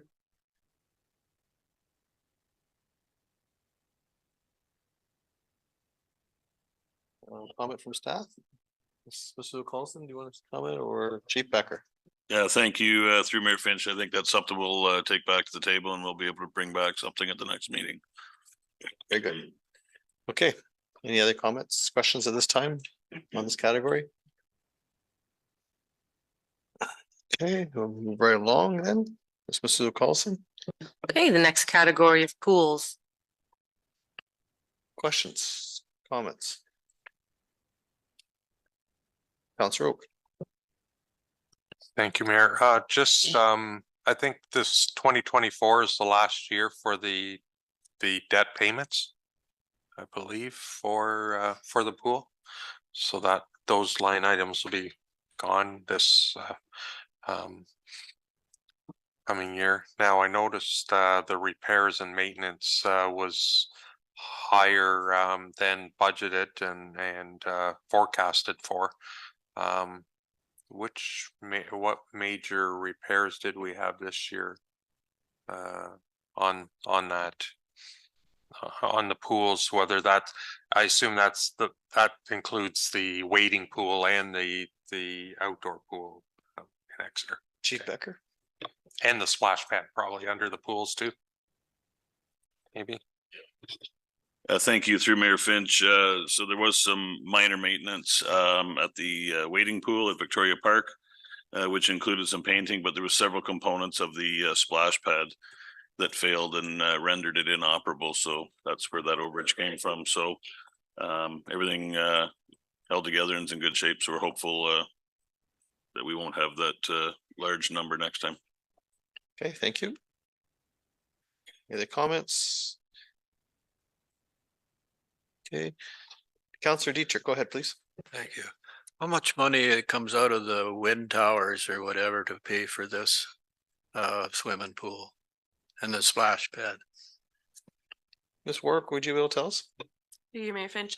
That is the line that you'll see the transfers from reserves. So the wind turbine is used to offset the debt payments related to the pool. So it's $169,986 comes out of the reserve each year to repay the debt. I guess my argument is you don't have to look at them. Why do you get the money? Counselor Oak, go ahead, please. And thank you, Mayor.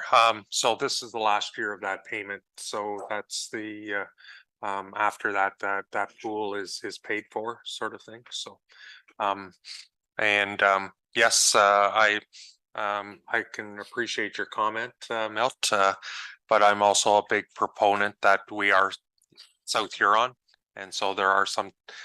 There has been a special purpose committee that had looked at some of the different projects and different scenarios, and had come up with a percentage towards Stephen Ward projects and South Huron projects, and so at the time that have come out since that initial commitment to use the wind turbine money for the pool.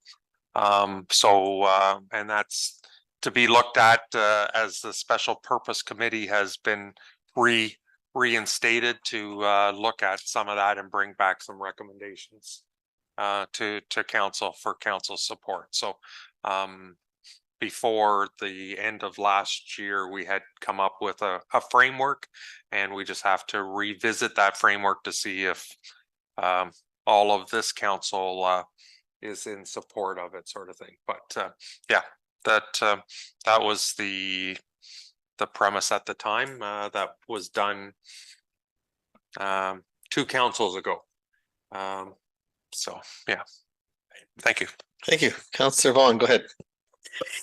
Yes, if I can just add to what Councillor Oak had to say. The wind turbine committee, which is myself, Ted, and Jim, are sitting through the budget deliberations here with a mindset of what's needed across the municipality. We have only begun thinking about what we're going to do with wind turbines in this term.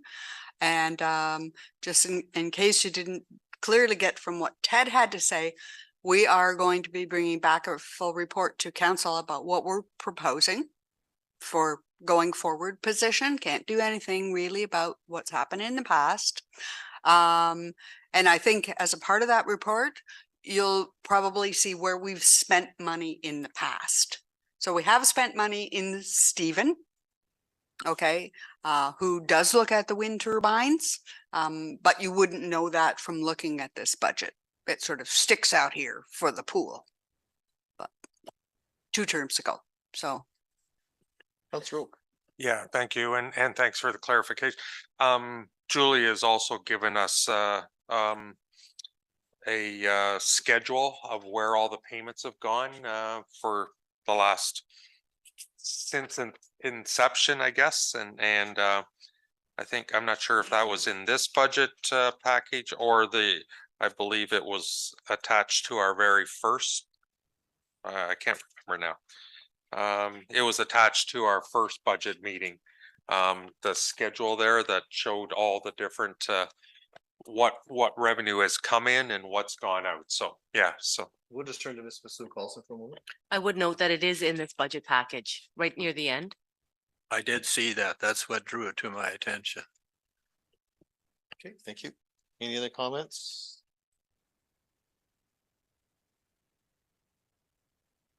Okay. Moving along. Ms. Sue Carlson. Facilities. Comments, questions? Councillor Vaughn, go ahead. Yeah, we've been talking a bit about revenue lines and so forth, especially as it comes to recreation. And I know when we went through the build for the rebuild, the reconstruction for the South Huron Rec Center and for Stephen, we did chat about opportunities for revenue collection. And I don't know that I'm seeing any new opportunities in this budget about potential revenue collection, either at the South Huron Rec Center or at the Stephen Arena. And so I'm just wondering what discussions, if any, have been happening amongst the staff with regard to that, because we're not talking about it at council. Ms. Sue Carlson, comment? Well, I can start this question. We do have that fee and revenue generation study that is coming up. It won't make this budget. However, there are some considerations. Part of those were sponsorship considerations, as well as other ways to generate. I don't know whether the treasurer would have more information on that. Ms. Warwick. Through you, Mayor Finch. So yeah, I would just say Rebecca's correct. We've I think kind of made the decision to hold off on doing too many estimates on any changes in revenue as we wait for the user fee study, which they'll look at opportunities for different fees that we may be able to charge, increases in fees and that kind of thing. Okay, thank you. Any other questions? Councilor Vaughn. Yeah, I would just ask if we have any sort of estimated time frame for when we might be able to actually start talking about that. Ms. Sue Carlson. Kate, she's taking lead on this project, so she might be able to give you a little bit more information on that. Welcome, Kate. Through you, Mayor Finch. Thank you. Councillor Vaughn, thank you for your question. We are anticipating that the first draft report from the user fee and revenue generation study, I'm expecting it this week, at which point we'll be able to give an update to council after that fact. And there is a public consultation process that has to happen for specifically the planning portion of the study, as well as it was recommended that we engage the public for any other user fees in other departments as well. So again, this is part of the reason that we have pushed off or not incorporated estimates for increases in revenue at this time until we have the full report and have had the opportunity to address it to council as well as to the public. Follow up, Ms. Vaughn. Yes, thanks for that, Kate. So it sounds like that there's going to be some opportunities as a result of that report for both fees that we have today, that we know of today. But from what you said and from what Rebecca said, there's also potentially going to be something in there about new fee generation types like sponsorships, for example. Is that true? That is correct. We did emphasize to the consultant that we're working with on the project that we were very much looking for opportunities for new revenue for the municipality. As we all know, there's a significant budget constraint to municipalities. And so we're looking for new ways to offset some of those perhaps downloaded services, if you would like to call them that. Okay, thank you. Councillor Oak? Thank you, Mayor, and thanks, Kate, for the update. You mentioned that there, for the planning side, there is public consultation. Now, is there going to be a public consultation for the non-planning side of the user fee study, or surveys or some social media campaign to talk about that side of things for the sponsorship side of thing, talking that, or other user fees beyond the planning? I'll let you. I'll just do a quick, it's for the building side, not the planning. It's a Sorry. public process. Okay, go ahead, Kate, sorry. So apologies. We do anticipate that there will be some kind of public consultation for the non-building side user fees that are suggested. Again, what form that's going to take, we're currently evaluating. It will depend a lot on how the report comes back and what the report says from the consultant as to how we go about that. Great, thank you. Any other questions for Kate while she's there? Great job. Thanks very much, Kate. Okay, any other questions for staff?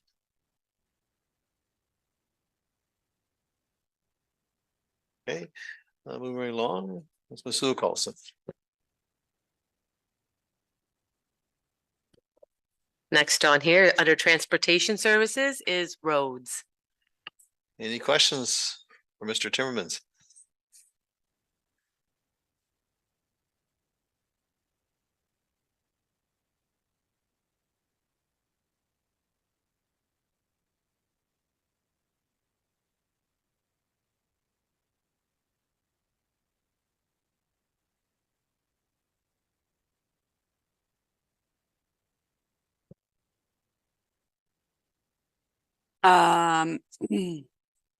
Yes, we're obviously collecting revenue in this area in the roads general category of 45,000 almost so far this year.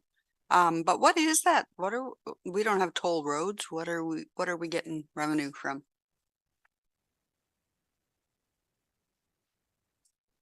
Ms. Warwick? Through you, Mayor Finch. I believe that amount there is for partially for a transmission agreement that we get from the wind turbines. That's incorporated in the roads budget. And I will need to look up what the other portion of that is. Take your time.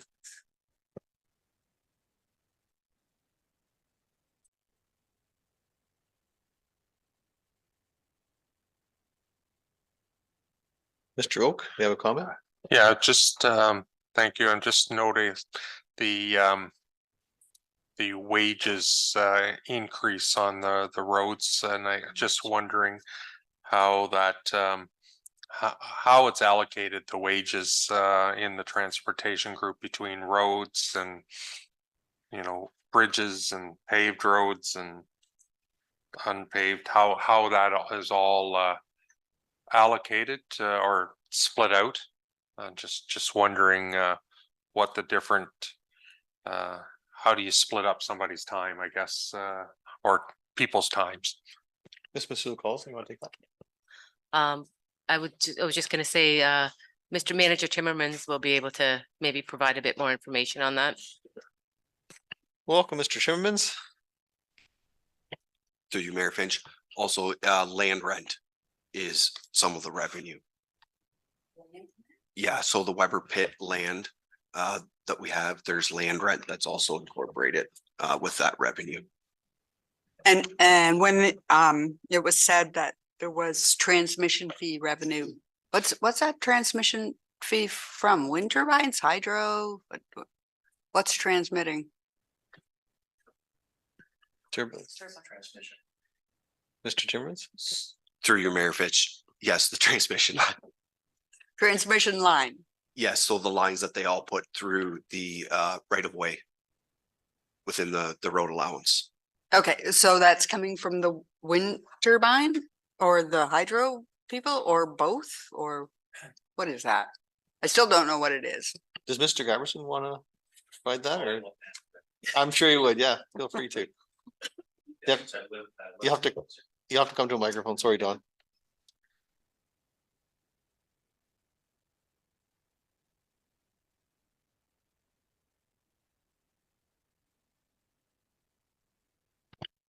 Yes, through you, Mayor Finch. With the wind turbines, because those were the best years of my life negotiating those agreements with the CAO at the time. There are several agreements, and there are two that generate revenue. There's the Vibrancy Fund agreement, which is a general compensation to the municipality for hosting the wind turbines. And that revenue is dedicated, and those funds are allocated at the desire of council through a committee. This other revenue agreement is the transmission line. So we have all the turbines, predominantly, all out in Stephen Ward. All of the turbines are connected to a grid system, to a transformer station near Crediton, and then then that transformer station is connected to the Hydro One grid by a transmission line. So it's a very large, high voltage transmission line that basically goes just north of Crediton. It crosses roads, and then it follows along several of our roads, Huron Street, and then back up to Kirkton Road, and then down Foster Road. There's compensation for the impact on the roads. So that's from that specific agreement. It's historically always been revenue for the roads, because that's where the impact is showing up, rural roads. Okay, thank you. Any other questions, Mr. Giverson? Was you in the chair? Mr. Dietrich, go ahead. Thank you, Mr. Mayor. Do we have any new paving going on? Like there was a request in here, I think last year from some people wanting to know whether they could get their road paved. So is there any programs for that, or? That would be through you, Mayor Finch. That would be on the capital side, but we are not currently proposing paving any rural gravel roads. There's resurfacing that's proposed in the capital budget, both urban and rural. But at the present time, no gravel roads currently proposed in our capital budget. Not that I wouldn't like to do it, but. Thank you very much, Mr. Giverson. Ms. Sue Collison. I think Manager Timmermans was going to come back and finish that question. Welcome, Shane, go ahead.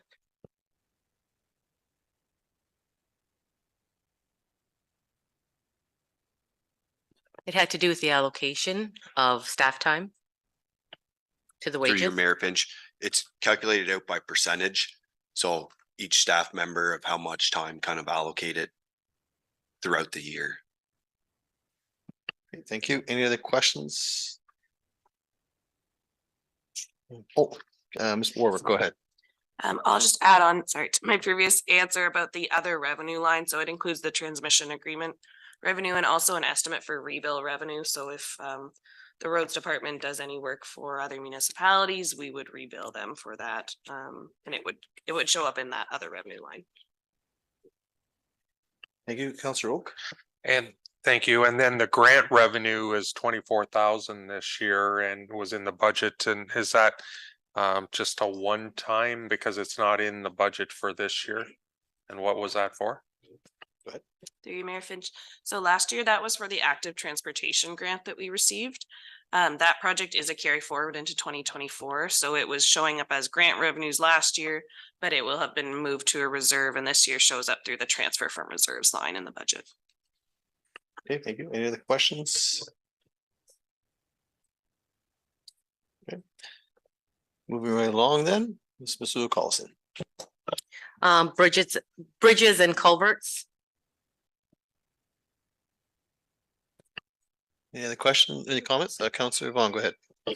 Yeah, so in the contracted services, the budget has decreased by $20,000 for this year. Is that means that we're getting realistic or something changed? Through you, Mayor Finch, that was for the one-time initiative of the OSIM reports, the bridge inspections. Thanks. Thank you. Any other questions?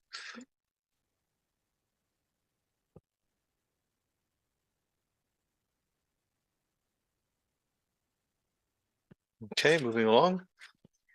Paved roads, Comments, questions?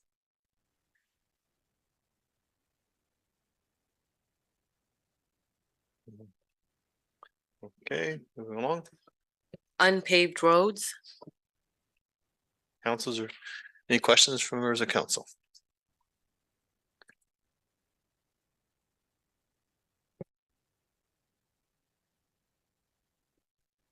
Unpaved roads, I guess I note the 57,000 that we've put in for additional gravel and dust suppressant in the budget for this year. I'm hoping that that's not the case, but I hope it's similar to this past year. Anyways, that 57,000 would go nicely a long ways to help to Councillor Dietrich's comment of gradually paving some of the gravel roads. So moving forward, it's a big line item, $600,000 a year. It's a big number, and it's not getting any smaller. So yeah.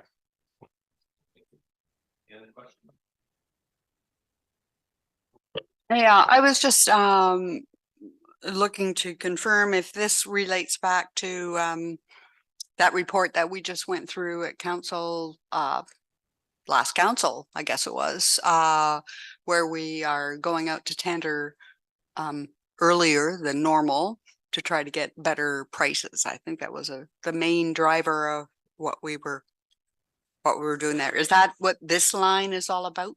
That Through your, Mayor Finch. Yes, that's correct. Okay. No other questions? Okay, Ms. Masu Carlson.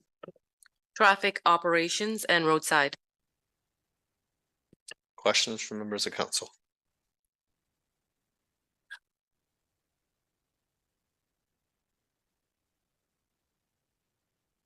Okay, not seeing any. Municipal drains, Questions? Councillor Oak?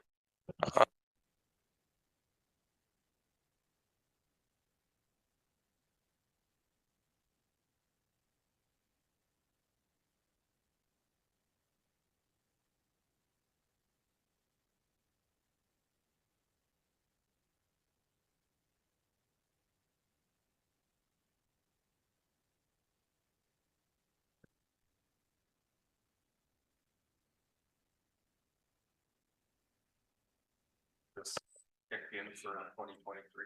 yeah, you're correct. Oh, sorry, I didn't have my mic on. Sorry. Through you, Mayor Finch. It is a municipal drain, the grants for the superintendent and work done. Oftentimes they are billed later on towards the end of the year.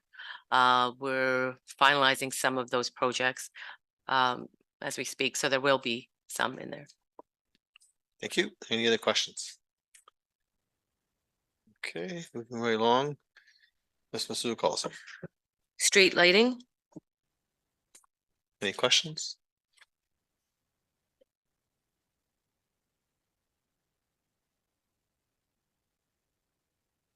Mr. Oak, go ahead. Staff can shine some light on this for you.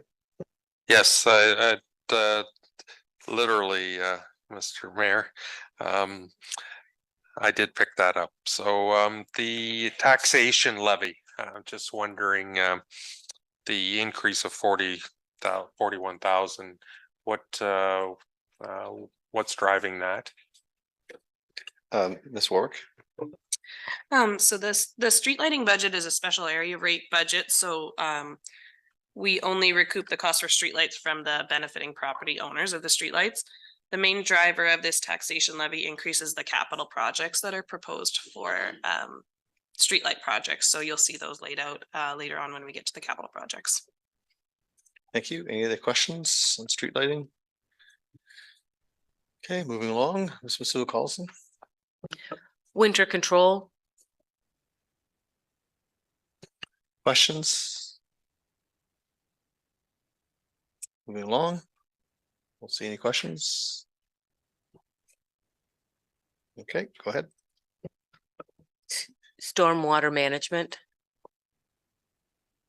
Any questions for staff?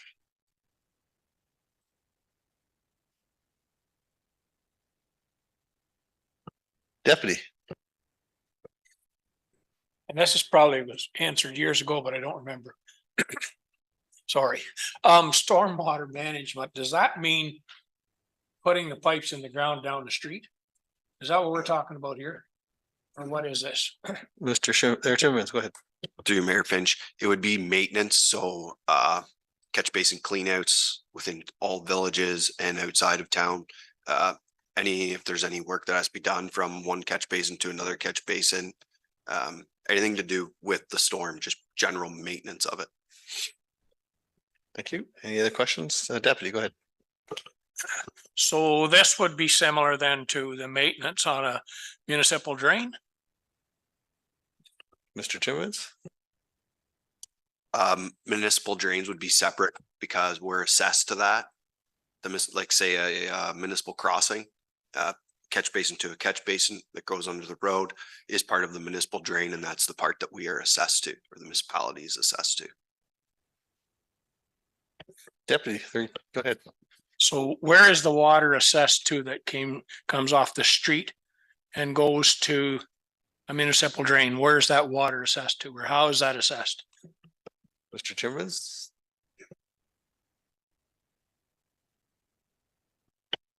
That would all be done through the assessments of the watershed.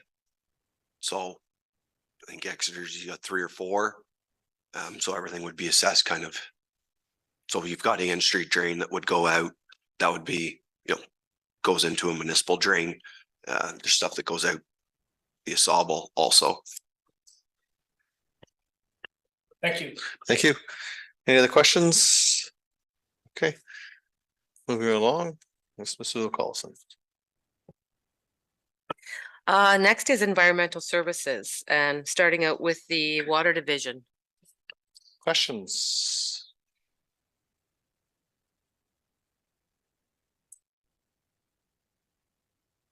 You're still with us, Mr. Neeb? Okay, thank you. Good check in, yep. Mr. Oak. So just to clarify, the user fee increase there that we're looking at for revenue, this is based off of the Watson study recommendations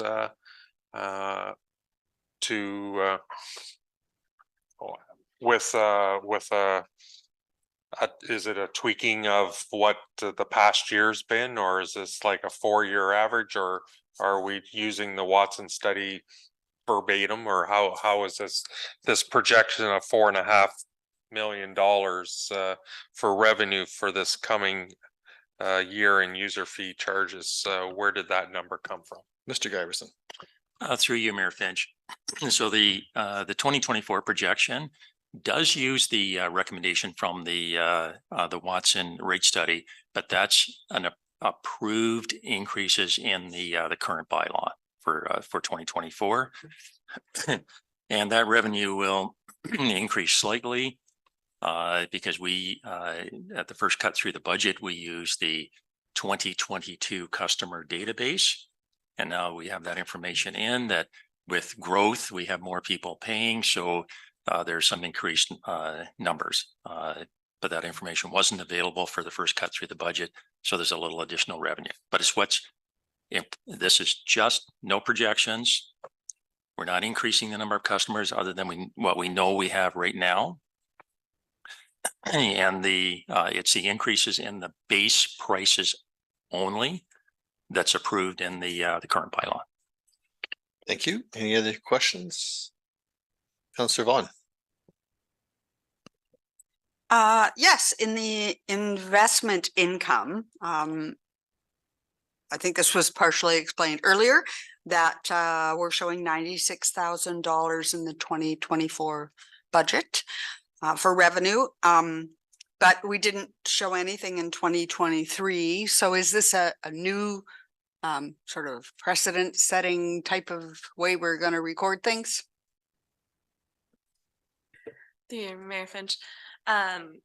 So as I mentioned, we have always allocated investment income funds to the user fee budgets. It just wasn't previously budgeted separately from user fee to the levy-based budget. So this year I've separated it out to more accurately reflect the actuals that will be at year end. So in previous years, you would have seen the actuals have a number, but the budget have nothing. And this year, this is hoping to more closely align actuals to budget. Oh, okay. So you're saying it by the time year end rolls around, we'll actually see an actual for 2023. Yes, the allocation is just done at year end for allocating some of investment income to the user fee budget. Okay, so it's not new. It's just yes. Okay, got it. Also, if I may, go ahead.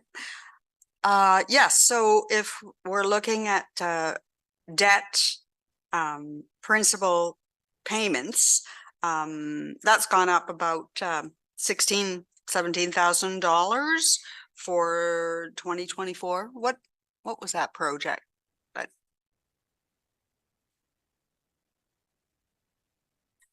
the Mayor Finch, the majority of this is the change between interest and principal is just based on the debenture schedules. So as we progress in payments of our debentures, more of a portion of the payment is related to principal versus the portion that's related to interest.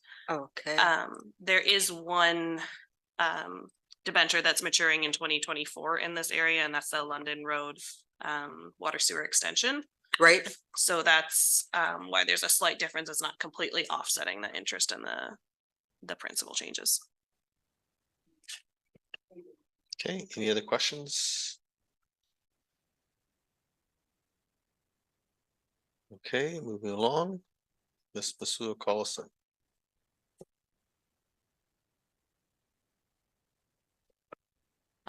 Next would be the sewers. Okay, any questions? Councillor Oak? Again, maybe, thank you, Mayor. Maybe, Don, you could give us a high level of why, or the user fee increase of 500 and some thousand this in the plan. Mr. Giverson.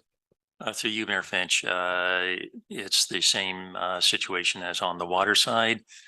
It's 2024. It's in the approved bylaw with increases through to 2024. So that's what this forecast increase is the bylaw approved rates based on the 2022 customers. So no projections, no estimating. The customer database based on what we knew in 2022 and what's approved in the bylaw. Councillor Oak. Thank you, Mayor, and thanks, Don, for and that just goes to show the larger increase in the Watson study for the sewers versus water. That was to be phased in over a number of years here. So, Mr. Giverson, comment? That is correct, Councillor Oak. And the current rate study has those increases through to 2025, and then it flatlines, which you're aware that we're redoing the or updating the rate study to see if that flatlining is the proper financial plan moving forward based on the financial situation we currently find ourselves in. Okay, thank you. Any other questions? Councillor Vaughn. Yes, as part of that Watson study in the setting of rates, we also made some decisions to allow the sewer program to borrow from the water program. And so got a kind of a two-part question here. I know some of our projects have been delayed because of various and sundry reasons. Are we actually, is the sewer department actually borrowing from the water department? And if they are, there's also with our debt policy, provision to actually have the sewer department pay the water department a interest rate of prime less 175% for the privilege of borrowing. So I'm just wondering, are we borrowing? And secondly, if we are borrowing, where we're actually accounting for that interest payment from sewers to water accounts. Mr. Garberson? So that sounds like a financial question to me. So while Julia collects her thoughts, I can tell you that in this budget that we're proposing, we are still borrowing. Julia will know the exact number. The number is diminished, but we are still borrowing from the water reserve to fund the sewer capital project. So we're getting close, but we're not quite there to the point where we can start repaying. We'd hope to have been there this year, but we're just not quite there yet. I believe we're borrowing in the magnitude of about 200,000 from the water reserve to fund the what's proposed in the capital. And yes, when the repayments occur, there will be interest paid on that money. And with that, Ms. Warwick, any comment? I would just add on that we haven't included the interest payment from sewer to water as of yet. We've been tracking it on the back end, but we haven't included the repayment only because sewer is still in the position that they're borrowing from water. So to include an interest payment to water would just increase the amount that sewer needs to borrow from water to finance operating and capital. And that's why we haven't included the interest payment so far. Follow up, Councillor Vaughn?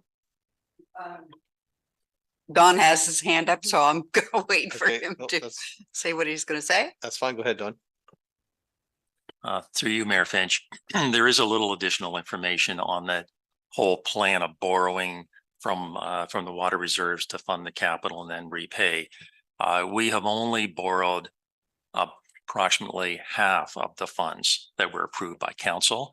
We've been deliberately trying to reprioritize projects, defer pushback, and that's also impacted repaying because we're trying to do a better job on the financing of the sewer projects. So when you're funding those sewer projects completely without borrowing, it impacts your ability to repay the debt.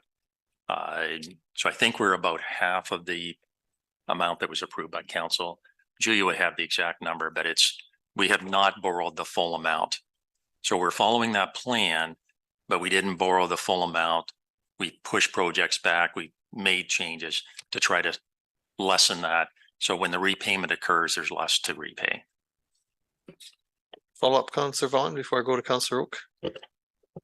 No, I think what I heard there is that we're borrowing, not as much as we thought we would be borrowing at this particular point because we're trying to manage that within the sewer program completely. And that we're tracking any interest owing as a result of borrowing, but we're not going to apply that until we're actually in a situation where we wouldn't have to borrow to do it, type of thing. I think that's what I heard. Okay, Councillor Oak. And thank you. And just I think a good chunk of the borrowing was at the time was part of the Grand Bend trunk sewer phase 1. And that got delayed as well from a year out or maybe even longer. And so maybe in the meantime, the sewer program caught up a little bit more than having to write that check for the Grand Bend trunk sewer sooner than later. So that probably helped us borrow less as well. I might be wrong, but just that was my thought that a lion's share of that borrowing was for that project at the time. So, Mr. Garberson, I see you reaching it. Through you, Mayor Finch. No, that's absolutely correct. There are some other projects. I don't know them all off the top of my head, but some have been deferred. Some projects like the Grand Bend sewage or the Grand Bend trunk sewer, which we're not the lead on the project. We have an agreement with our partners in Lambton Shores, so we're on their schedule, and that schedule has not gone as originally planned.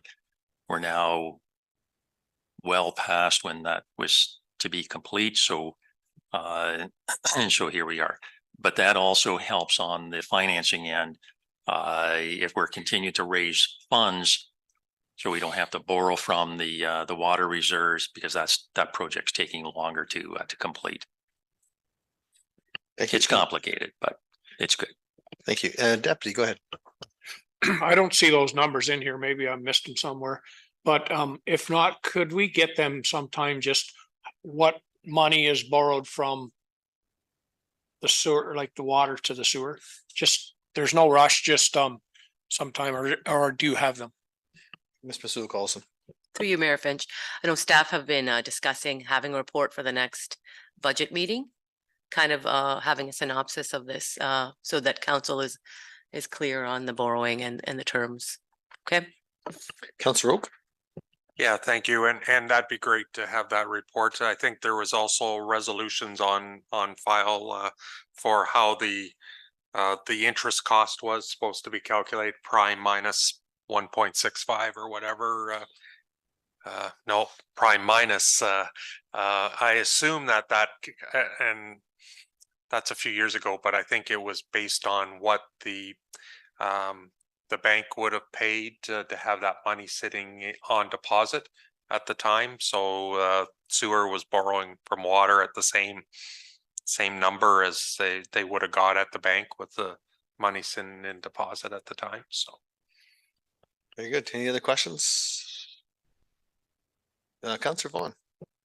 Yes, the only other one I would have at this point, because it was brought up in the discussion, is Don mentioned that for a variety of complicated reasons, we haven't got a final situation picture of the Grand Bend trunk line. And I'm just wondering if we're going to be getting that anytime soon, so that we kind of understand where we're sitting with them, because we're a lot of moving parts in terms of development charges we're going to be charged, borrowing was going to be happening. There were about 4 different places money was coming from for that project. So I'm just wondering where we're at.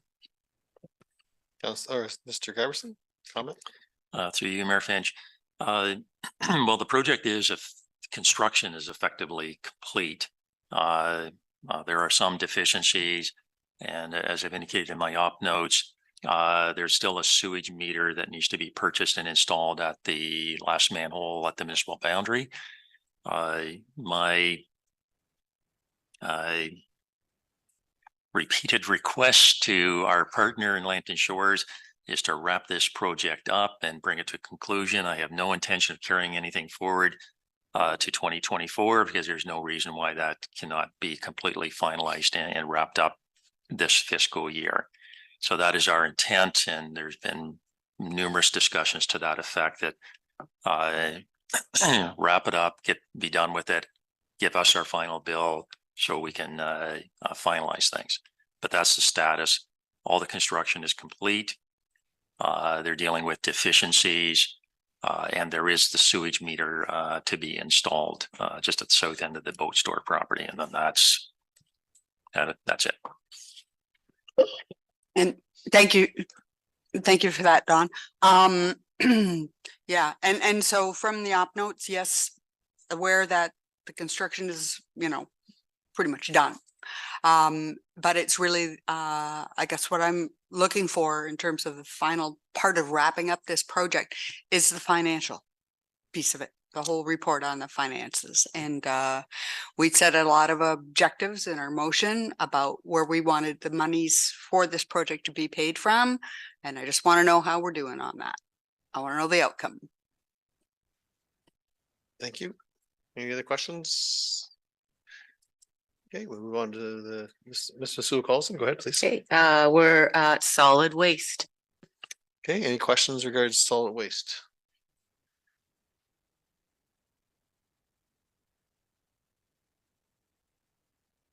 Okay. Okay, it's 6:20. If we'd like, we can take a break, or we've got another 40 minutes and we'll be done. It's up to members of council and staff. Does anyone need to take a break right now? Okay, we'll continue on then. Mr. Oak, go ahead. I think this would be a great time to maybe have a break in the discussion today before we go to the next categories. So I think the capital might be better as the next meeting, but that's just my recommendation. That we digest the operating that we just reviewed, and I don't want to start the capital and not work the way through, but that'd just be my recommendation. That there's a lot of items in this capital in the capital forecast and capital projects, and want to make sure that everybody is on their toes for that. Okay, Deputy and then Councillor Vaughn. I'm in a full agreement with that. We've been 2.5 hours going over numbers, and it might be okay for some people, but I've saw lots here tonight, so I think I'm ready to move the capital to another meeting. Thank you. Sounds good. Councillor Vaughn, comment? Yeah, I would agree as well. I'd like to start fresh with the capital at the next meeting. And fully admit that getting this budget binder on Thursday evening, well, actually I didn't get it Thursday evening. I had other things going on Thursday evening, got it Friday afternoon. So spent considerable amount of time to this meeting, just dealing with the operating, and I really want to spend more time on the capital because I haven't got there yet. Very well. I'll turn to Ms. Masua Carlson. We can go to the capital at the next meeting. Just adjourn for this one. The South Huron Council hereby adjourn at 6:21 PM to meet again on November 6, 2023 at 6 PM or at the call of the chair. Moved by Deputy Mayor. Mr. Neeb, are you able to move it? Yes, he is. Thank you. Seconded by Mr. Neeb. Any discussion? Call the question. All in favor? And that carries with